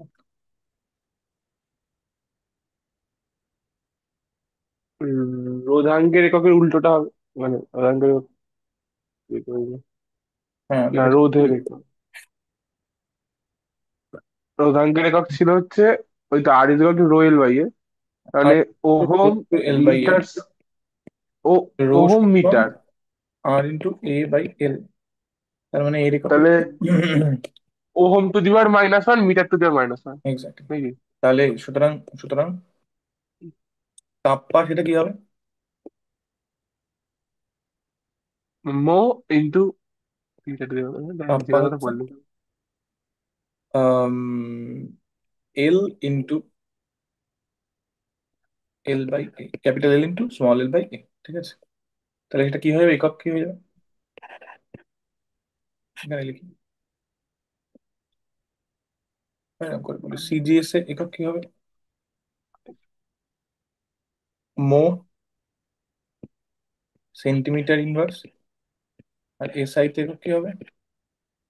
Siemens metre inverse. কি কনভার্সন করতে পারি বুঝতেই পারছি যে এক মো সমান সমান এক সিমেন্স আর সেন্টিমিটার মিটার ইনভার্সের জন্য ব্যাপারটা পাল্টাবে। তাহলে বোঝা গেল। হুম। ঠিক আছে। আচ্ছা এই প্রশ্নটি এলটা, ক্যাপিটাল এলটা হচ্ছে কি আর মানে টার্মটা কি বলে হলো? কন্ডাক্টিভিটি বা পরিবাহিতা। আচ্ছা আচ্ছা আচ্ছা, বুঝতে পেরেছি বুঝতে পেরেছি, ঠিক এটা আছে। পরিবাহিতা। ঠিক আছে। হ্যাঁ এল হ্যাঁ, বুঝতে হচ্ছে ওয়ান পেরেছি। বাই আর, কাপ্পা হচ্ছে ওয়ান বাই রো, ব্যাস হ্যাঁ হ্যাঁ, এইটুকু। ওয়ান ওয়াই, হ্যাঁ হ্যাঁ হ্যাঁ হ্যাঁ। তাহলে কন্ডাক্টিভ সেল হয়ে গেল, সেল কনস্ট্যান্টের ব্যাপার হয়ে গেল। সেল কনস্ট্যান্ট মাপে কি করে এটা একটু ছোট্ট করে বলে দিই, খুব বেশি ডিটেলে বলবো না। ডিটারমিনেশন অফ সেল কনস্ট্যান্ট, মানে ল্যাবে যখন এক্সপেরিমেন্ট করা হয় সেখানে জেনারেল সেল কনস্ট্যান্ট ভ্যালুটা দিয়ে দেয়। ঠিক আছে। মানে যে এই চ্যাপ্টার থেকে মানে প্র্যাকটিক্যাল কি থাকে জানো, মানে জানো মানে আমার কাছে আছে, তোমাকে বললেই হবে, সেটা পড়িয়ে দেবে যখন প্র্যাকটিক্যাল, আসবে। হ্যাঁ মানে মানে মানে ফিজিক্যালের প্র্যাকটিক্যাল খুব স্ট্রেট ফরওয়ার্ড। ঠিক আছে। কিচ্ছু এক্সট্রা আলাদা জানতে হয় না। জাস্ট ওখানে ওই মানে ফিজিক্যাল প্র্যাকটিক্যাল করতে, এই ধরনের প্র্যাকটিক্যাল করতে 0.5 ঘন্টা বা 20 মিনিটের বেশি লাগে না। ঠিক আছে। পার্ট নিতে হয়, বাড়ি এসে সূত্রে ফেলতে হয়, অঙ্ক হয়ে যায়। ঠিক আছে। মানে আমি বলছি না টাইট্রেশন প্র্যাকটিক্যাল কঠিন, কিন্তু টাইট্রেশন প্র্যাকটিক্যালে স্টিল একটা তোর ফিজিক্যাল লেবারের ব্যাপার আছে। ঠিক আছে। এইসব প্র্যাকটিক্যালে কিছু লেবারের ব্যাপার নেই। তোকে এরকম একটা সেল দিয়ে দেবে, এরকম দেখতে একটা জিনিস। ঠিক আছে। তোকে দ্রবণ বানিয়ে ওর মধ্যে ডোবাতে হবে, ডুবিয়ে মানে ওই দ্রবণের বিভিন্ন কনসেন্ট্রেশনে তোকে পার্ট নিতে হবে, বাড়ি এসে সূত্রে বসাতে হবে, উত্তর চলে আসবে। ঠিক আছে। মানে কিচ্ছু নেই এর মধ্যে, মানে ও আলাদা করে আচ্ছা প্র্যাকটিক্যাল বোঝানোর মতো কিচ্ছু নেই। জাস্ট আচ্ছা আচ্ছা। মানে এই এই চ্যাপ্টারটা বুঝতে পারলে আপনি আপনি প্র্যাকটিক্যাল হবে। ঠিক আছে। এবার একটা ঠিক দুটো ছোট আছে। ছোট কি কি পার্ট থাকবে সেটা বলবো কেন পরে। হুম হুম। আচ্ছা তো তাহলে সেল তোমাদের সময় প্র্যাকটিক্যাল পরীক্ষা আগে হতো না পরে হতো পরীক্ষা? ইভেন্টুয়ালি আগে, আগে হুম। হতো। হুম। আচ্ছা সেল কস্টটা কিভাবে মাপে আমি জাস্ট এক লাইনে বলে দিচ্ছি, সেটা হচ্ছে যে সেল, বল। না না, কিছু না। হ্যাঁ ল্যাবে প্র্যাকটিক্যালের ক্ষেত্রে জেনারেলি সেল কস্টের ভ্যালুটা দিয়ে দেয়। ঠিক আছে। কারণ এই ধরনের আজকালকার দিনে এই ধরনের ইলেকট্রোড যেগুলো ব্যবহার করা হয় বা সেলটা যেটা ব্যবহার করা হয় সেগুলোর ক্ষেত্রে পাল্টায় না সেল মানে কনস্ট্যান্ট, ওই এবং যে ওই মোটামুটি ওই ফিক্স থাকে। গায়ে যে লেখা আছে ওটাই তো সেল কনসেপ্ট লেখা বেসিক্যালি আছে, হ্যাঁ ওটা হ্যাঁ ওটা। হ্যাঁ হ্যাঁ বেসিক্যালি সেল কনস্ট্যান্ট ভ্যালুটা সাপ্লাই করে দেয়। বাট সেল কনস্ট্যান্ট মাপার একটা উপায় হচ্ছে যে নোন সলিউশনের, এরকম করে বলি সলিউশন উইথ সেল কনসেপ্ট হচ্ছে এ বাই এল বললে, তাই তো? L by A, mind it, L by আচ্ছা এ। এল, আচ্ছা আচ্ছা। ঠিক আছে। তো ওখানে ভোল্ট মতো করে লেখা ছিল না, একটুখানি যাও দেখি, মানে ওটা কি, মানে জুম ভোল্ট না, ওটা ওয়ান না, পয়েন্ট আবার কিছু লেখা আছে। থেকে 1 থেকে এক্স মানে ভ্যারি করে নাকি? দেখতে হবে, মানে ওটা সেল কনস্ট্যান্টের মান নাকি নাকি অন্য কিছু রেঞ্জ সেটা দিয়েছে আমাকে দেখতে হবে। জেনারেলি সেল আচ্ছা। Constant value fix, cell constant value vary করার কথা না। যাই হোক, solution with known kappa, for for solution known kappa measure L. ঠিক আছে। Get cell constant by using kappa equals to L into cell constant. হুম এরকম করে সেল কনস্ট্যান্টের ভ্যালু বার করে চাইলে নেওয়া যেতে পারে, কোনো সমস্যা নেই। আচ্ছা, মিটে গেল এটা। এখানে হুম দাঁড়া কি হয় না,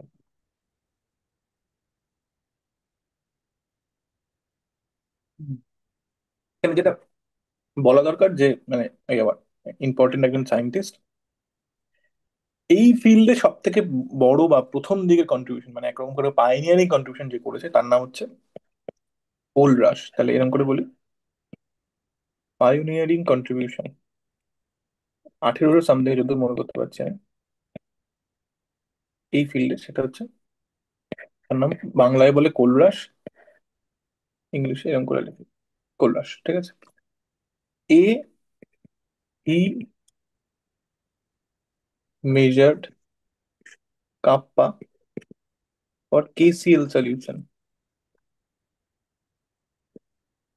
at different temperature and concentration, ঠিক আছে। তো ওই জন্য ল্যাবে জেনারেলি মানে তারপরে নিশ্চয়ই আরো ভালো করে মেজার করা হয়েছে মানুষজন, ওই জন্য ল্যাবে ওরকম চার্ট বা বই, প্র্যাকটিক্যাল বইতে ওরকম চার্ট দেওয়া থাকে।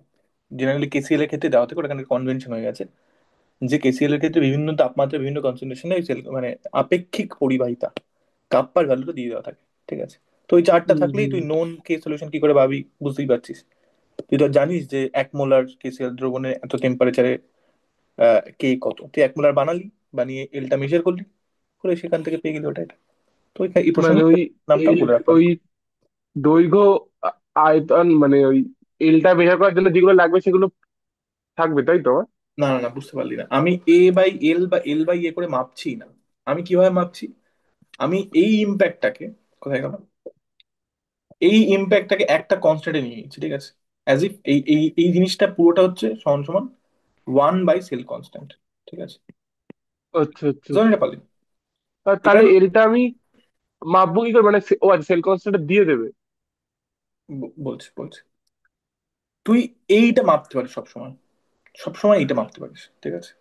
এই যে এটা আচ্ছা ডুবিয়ে, এইটা ডুবিয়ে যে পার্টটা পাওয়া যায় সেটা হচ্ছে পরিবাহিতার পার্ট, ঠিক আছে। যেমন আমরা, হুম যেমন আমরা প্রবাহ মাত্রা মাপতে পারি না, কিন্তু ওরকম করে ভাবতে পারি যে পরিবাহিতা মাপতে পারি, ঠিক আছে।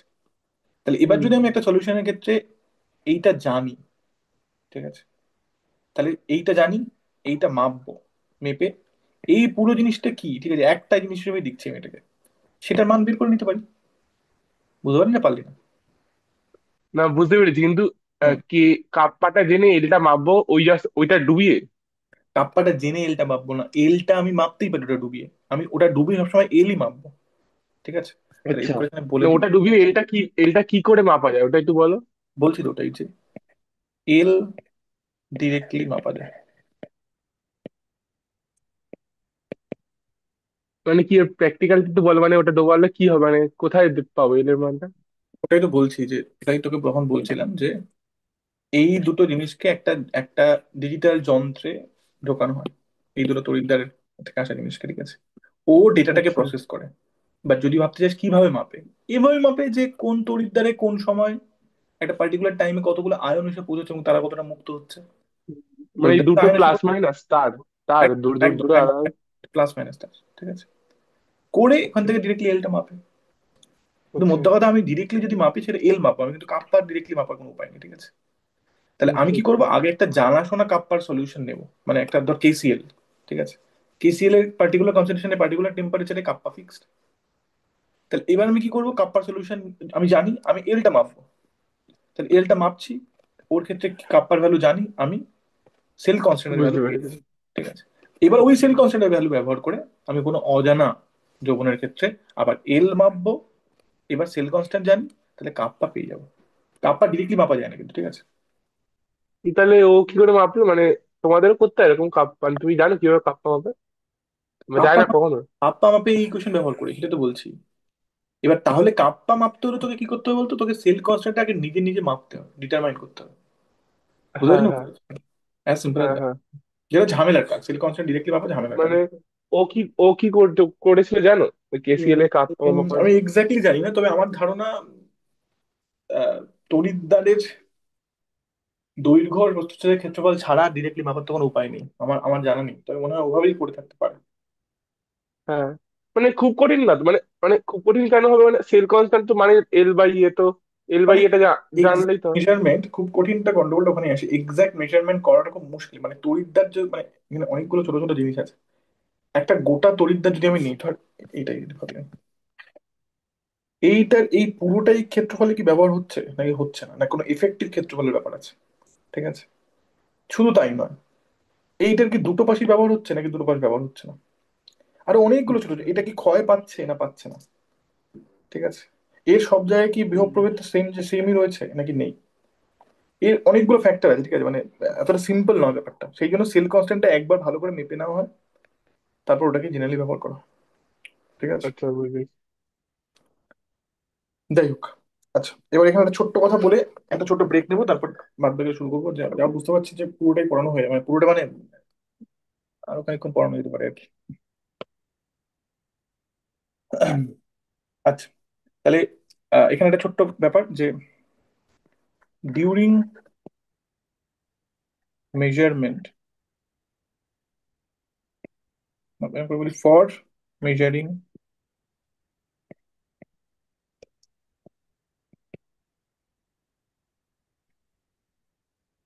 এল, AC current is used and not DC, ঠিক আছে? তাহলে এইখানে আমি তো দুটোই সোর্স দিতে পারি, ঠিক আছে? আমি ডিরেক্টলি কোনো ডিসি ব্যাটারির সাথে যুক্ত করতে পারি অথবা এসি সোর্সের সাথে যুক্ত করতে পারি। কিন্তু জেনারেলি এই ধরনের পরিবাহিতা মাপার সময় ডিসি ব্যবহার করা হয় না, এসি ব্যবহার করা হয়। কেন ব্যবহার করা হয় ভাবতে পারছি কি এটা? মানে ওই যে সুবিধা, ওই চেঞ্জ হবে না, মানে চেঞ্জ ফলে কোনো অসুবিধা আছে না। চেঞ্জ করছে তো, কি দেখছি এসি ব্যবহার করছে, ডিসি ব্যবহার ও করছে। আচ্ছা, এসি। ও আচ্ছা, এসি করতে অল টাইম। হুম, এসি করছে, ডিসি করছে, একটু এক এক হুম। সেকেন্ড, এক মিনিট। মানে এইটা করে এলটা মাপছি, তাই তো? আচ্ছা। হ্যাঁ মানে হ্যাঁ, পরিবাহিত মাপছি আমি। আমি সবসময় ডিরেক্টলি পরিবাহিত মাপবো, ঠিক আছে? সবসময় পরিবাহিত মাপবো ডিরেক্টলি। হ্যাঁ, ডিরেক্ট কারেন্ট।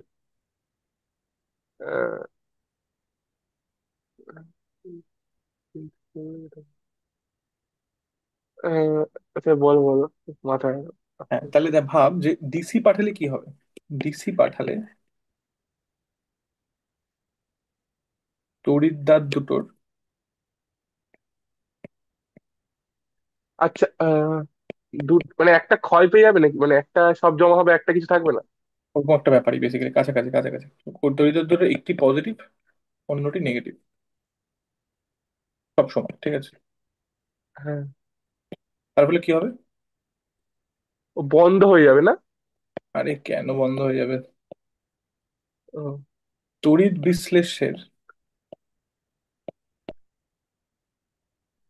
বিশ্লেষের ভুলভাল বানান লিখছি, বিশ্লেষ্য বানান কি হচ্ছে, তড়িৎ বিশ্লেষের তড়িৎ বিশ্লেষণ হয়ে যাবে।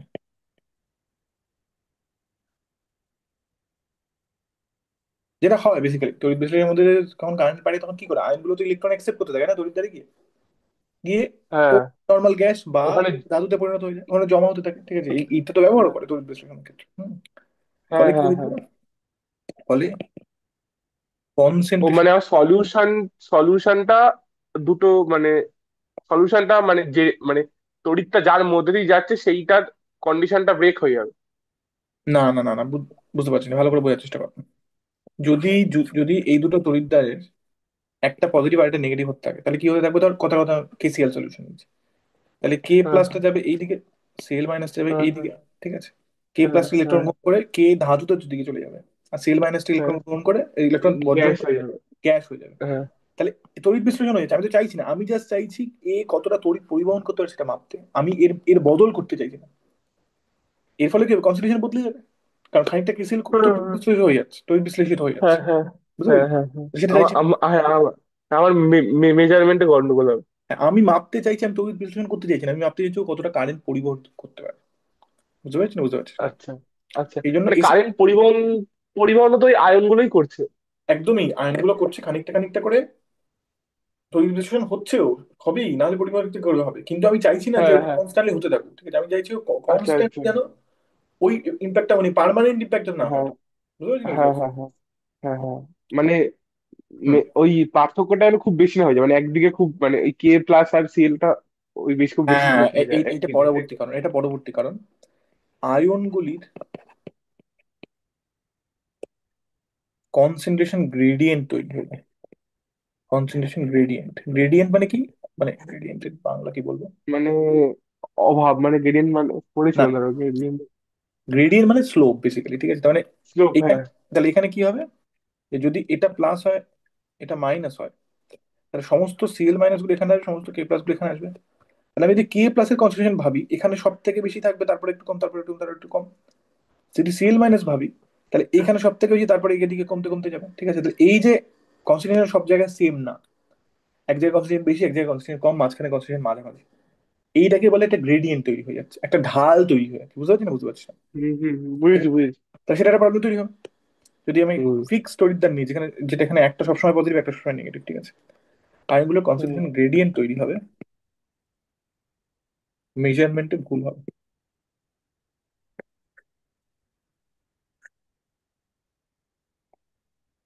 শুধু তাই না, আর কি হবে, যদি কোনো তড়িৎদ্বারে তড়িৎ বিশ্লেষণের ফলে,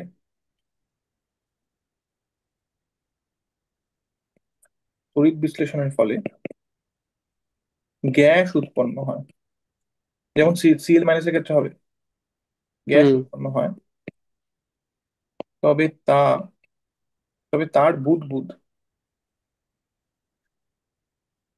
তড়িৎদ্বারের গায়ে জমা হয়।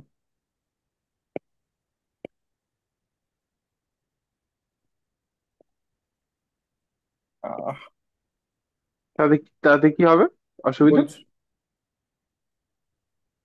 জমা হয়, ফলে পরবর্তী আয়নগুলো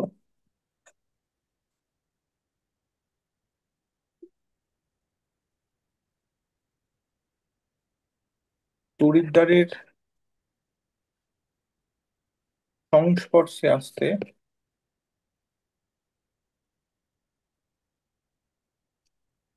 অধিক বাধা অনুভব করে, বা অধিক বাধা পায়, কারণ ওখানে কনসেন্ট্রেশন নেই, ওখানে কিন্তু সলিউশন নেই, ওখানে একটা এয়ার হম রয়েছে, ঠিক আছে।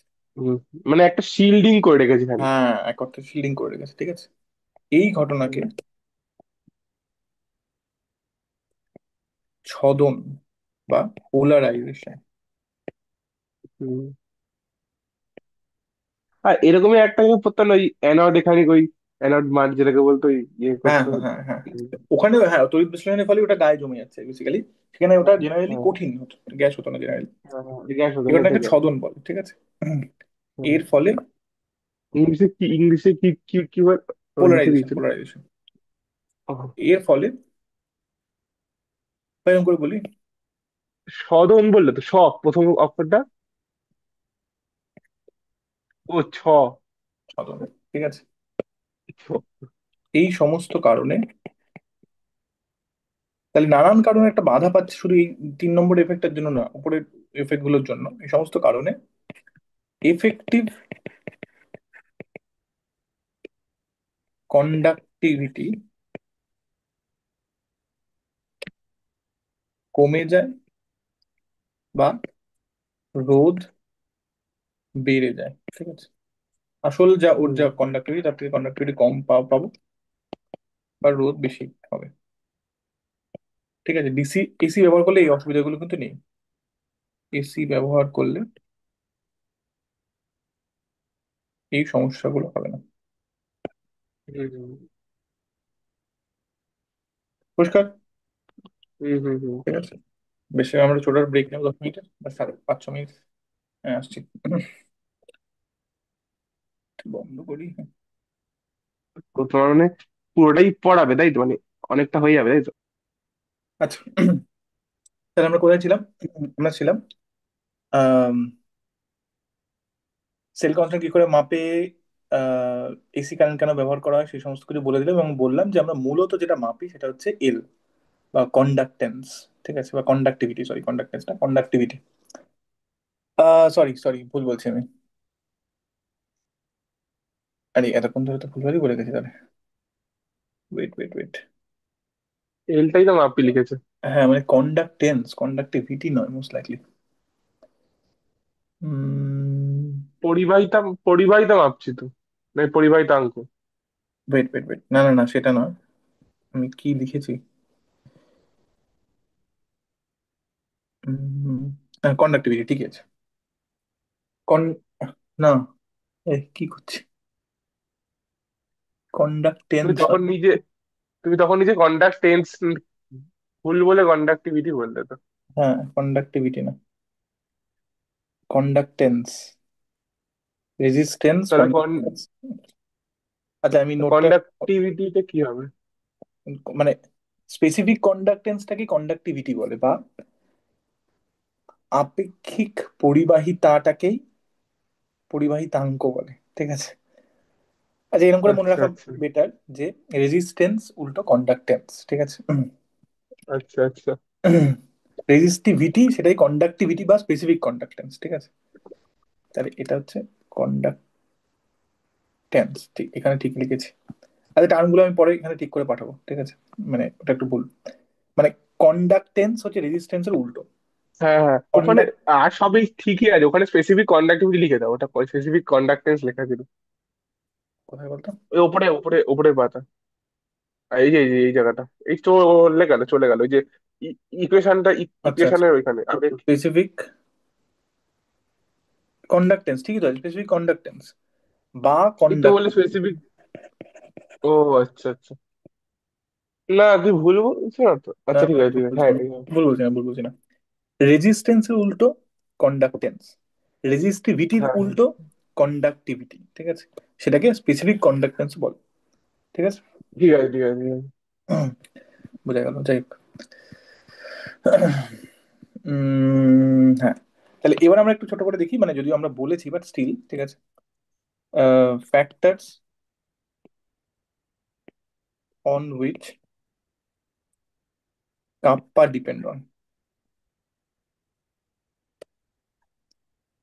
ডিপেন্ড অন হবে। আমরা আগে এখানে একটা বলেছি বাট এখানে আরেকটু খোলসা করে একবার লিখে লিখে দিই, সেটা হচ্ছে যে অবশ্যই এখানে টেম্পারেচার থাকবে। হুম, আর কি থাকবে? আর থাকবে হচ্ছে, আমি একেবারে লিখছি, nature, size, charge of ions present. ঠিক আছে, নেচার, হুম, সাইজ, চার্জ, আচ্ছা আরেকটা, নাম্বার বা ডেন্সিটি, এরকম করে বলি, concentration, concentration of ions present. ঠিক আছে, একটার মধ্যে হুম, সবগুলো বলে দিলাম। আর কি আছে হুম, অবশ্যই এখানে? সলভেন্ট, কোন সলভেন্টে নিয়েছি। ঠিক আছে, তাহলে এইগুলোর ওপর মূলত ডিপেন্ড করবে আমার কাপ্পা বা স্পেসিফিক কন্ডাক্টেন্স বা কন্ডাক্টিভিটি যাই বল। ঠিক আছে, আজকে যে হুম, ছোট জিনিসটা বলে আমরা শেষ করবো সেটা হচ্ছে যে কনসেন্ট্রেশনের উপর কিভাবে ডিপেন্ড করে। তাহলে dependence of kappa on concentration.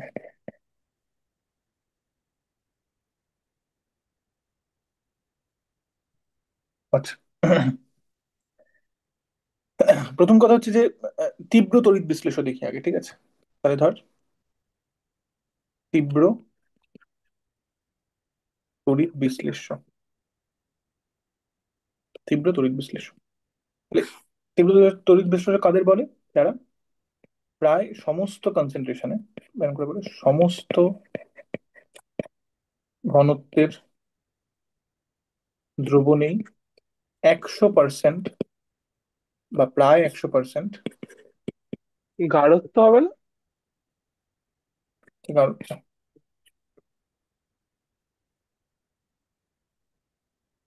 বিয়োজিত হয়। হুম। বিয়োজিত হয়ে আয়ন তৈরি করে। ঠিক আছে। তাহলে বুঝতেই পারছি এদের ক্ষেত্রে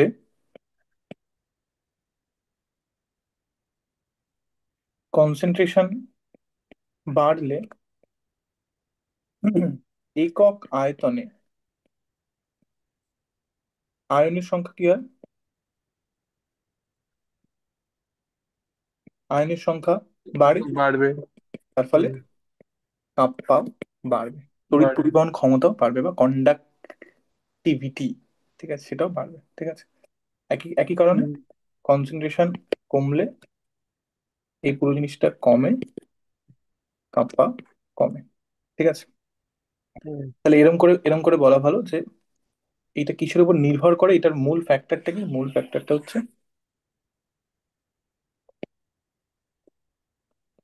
একক আয়তনে, দ্রবণের একক আয়তনে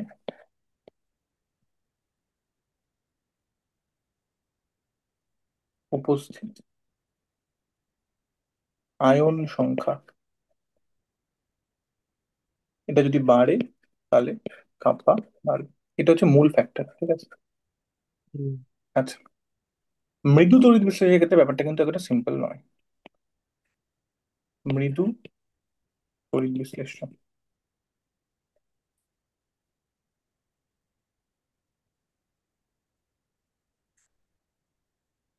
তাহলে এদের ক্ষেত্রে আমরা কি জানি?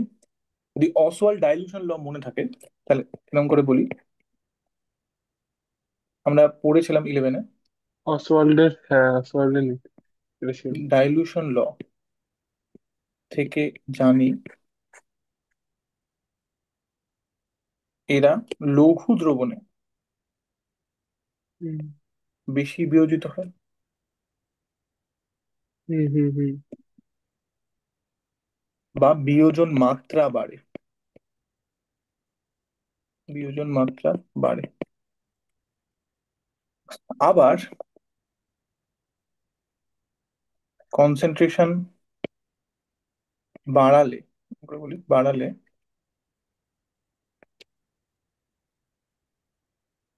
বিয়োজন মাত্রা কমে, কিন্তু মোট আয়ন বা এরকম করে বলি মোট তড়িৎ বিশ্লেষ্যের পরিমাণ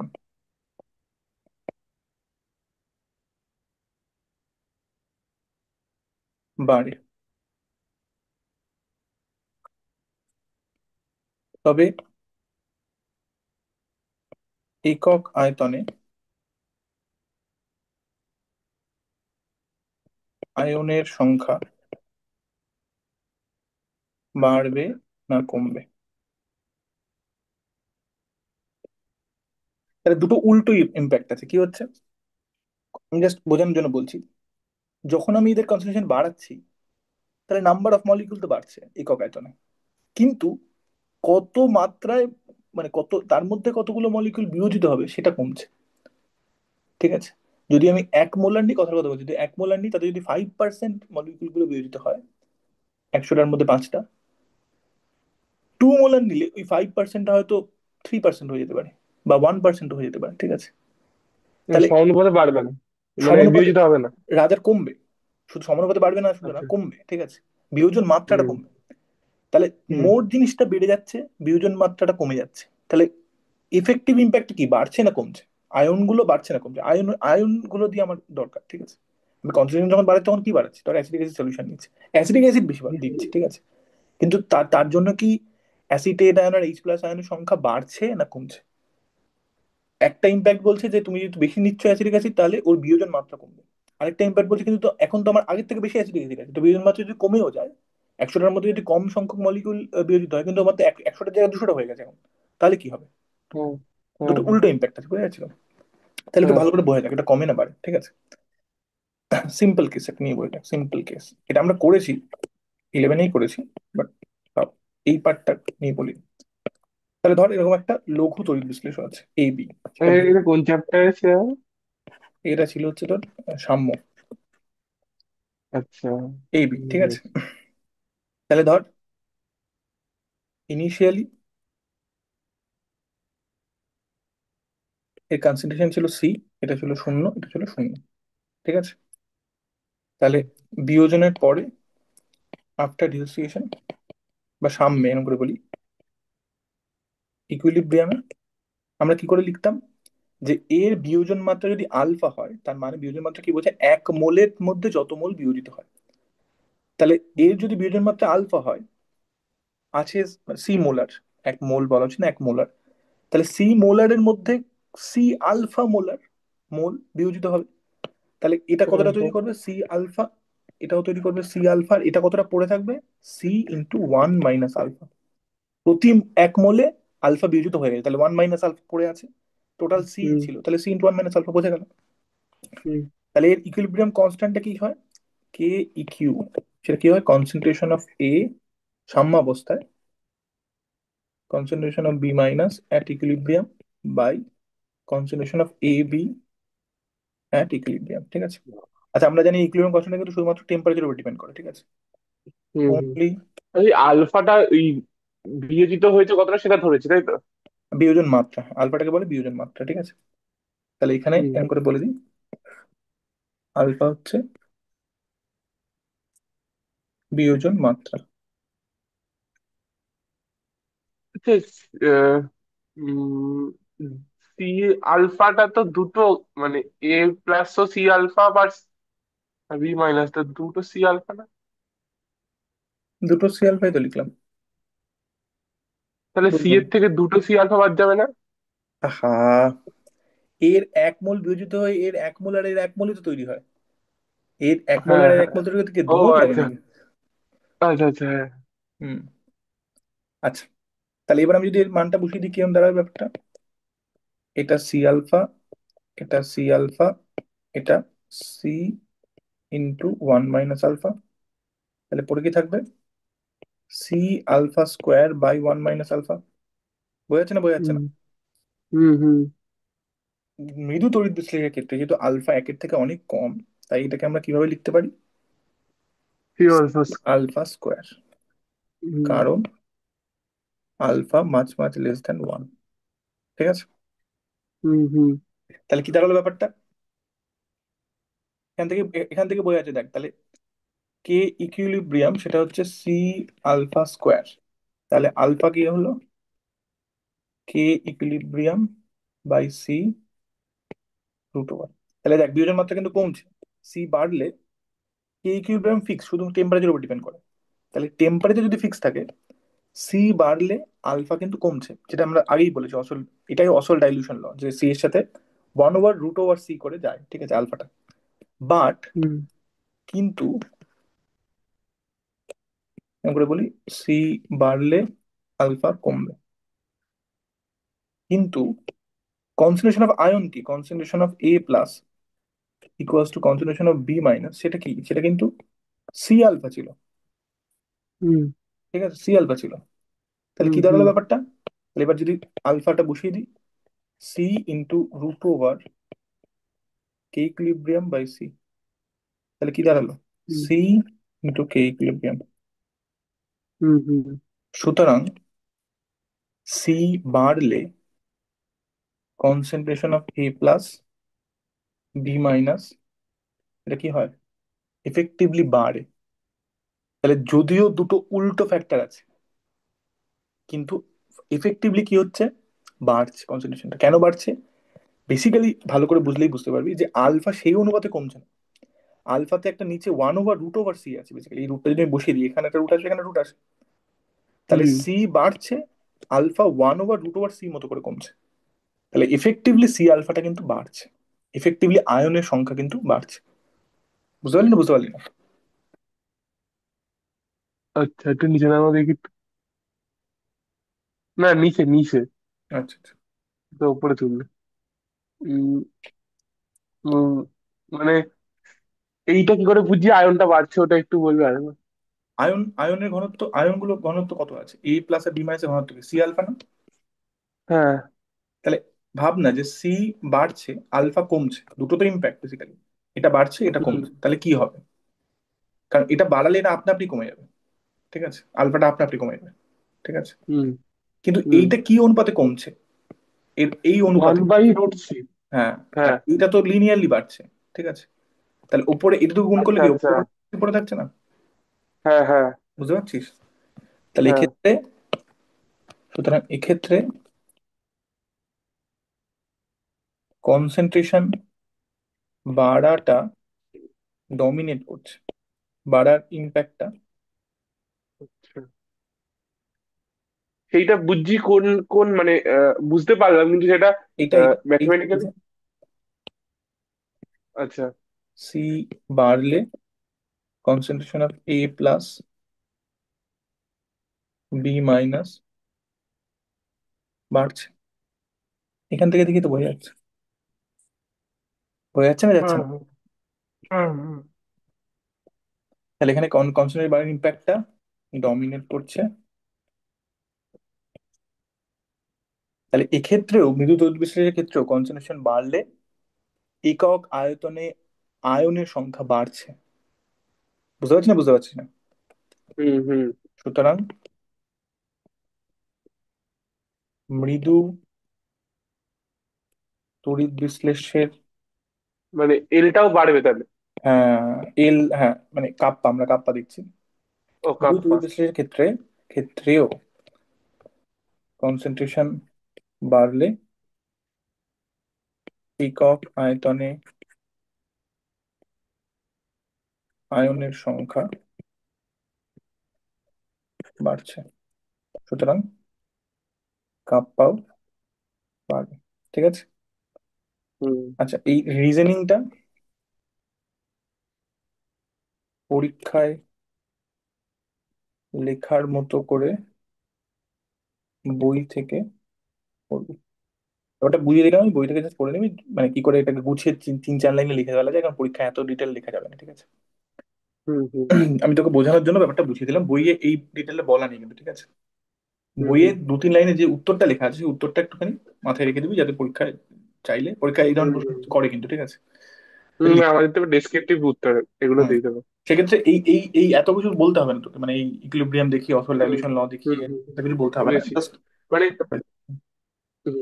তুমি আগে যে পার্টটা পড়েছো সেটা বইয়ে কোন জায়গা থেকে পাবো, মানে মানে কোন ওই আমাকে যে হেডিংটা কি? পিডিএফ তুই পাঠিয়েছিস সেটা পাবি হচ্ছে, শুরু হচ্ছে যে তোদের বইয়ের পেজ নাম্বার 147-এ একদম নিচের দিকে 3.13 আছে, ঠিক আছে? আচ্ছা, 3.13 পড়িয়েছি। আরে তো তুমি তোমার নোটের ওপরে জাস্ট পেজ 147 মানে ফার্স্ট পেজে লিখে দেবা, লাস্ট পেজে। আচ্ছা, আমি এখানে লিখে দিচ্ছি। হুম। কোন কোনটা কভার হয়ে গেছে মানে কোন হ্যাঁ, কোন পার্ট? তাহলে বই 3.13, এটা থেকে এটার আন্ডারে 3.13.1 হুম। এইটা পড়িয়েছি, ঠিক আছে? 3.13.2 এর আগে আমরা দাঁড়িয়ে আছি, যেটা পরের দিন পড়াবো। ঠিক আছে ঠিক আছে? ঠিক আছে। হুম। হুম। ঠিক আছে। হুম। ঠিক আছে, যা কেটে পড়। মানে এরকম রাতে করলে অসুবিধা নেই তো, যদি রাতে হয়? দেখছি, বলছি। আচ্ছা ঠিক আছে। হুম। তুই ওটা আমাকে পাঠাওনি কিন্তু এখনো, কোনটা? ওই সিনেমার ওটা। ওহো, মানে ঠিক আছে, দেখছি। আচ্ছা ওটা পরে পরে হবে, কিন্তু এইটা আমাকে যতগুলো হয় ততগুলো পাঠিয়ে দিও, ঠিক আছে? আরে এই বাবা, ঠিক আছে, যা হয়েছে। মানে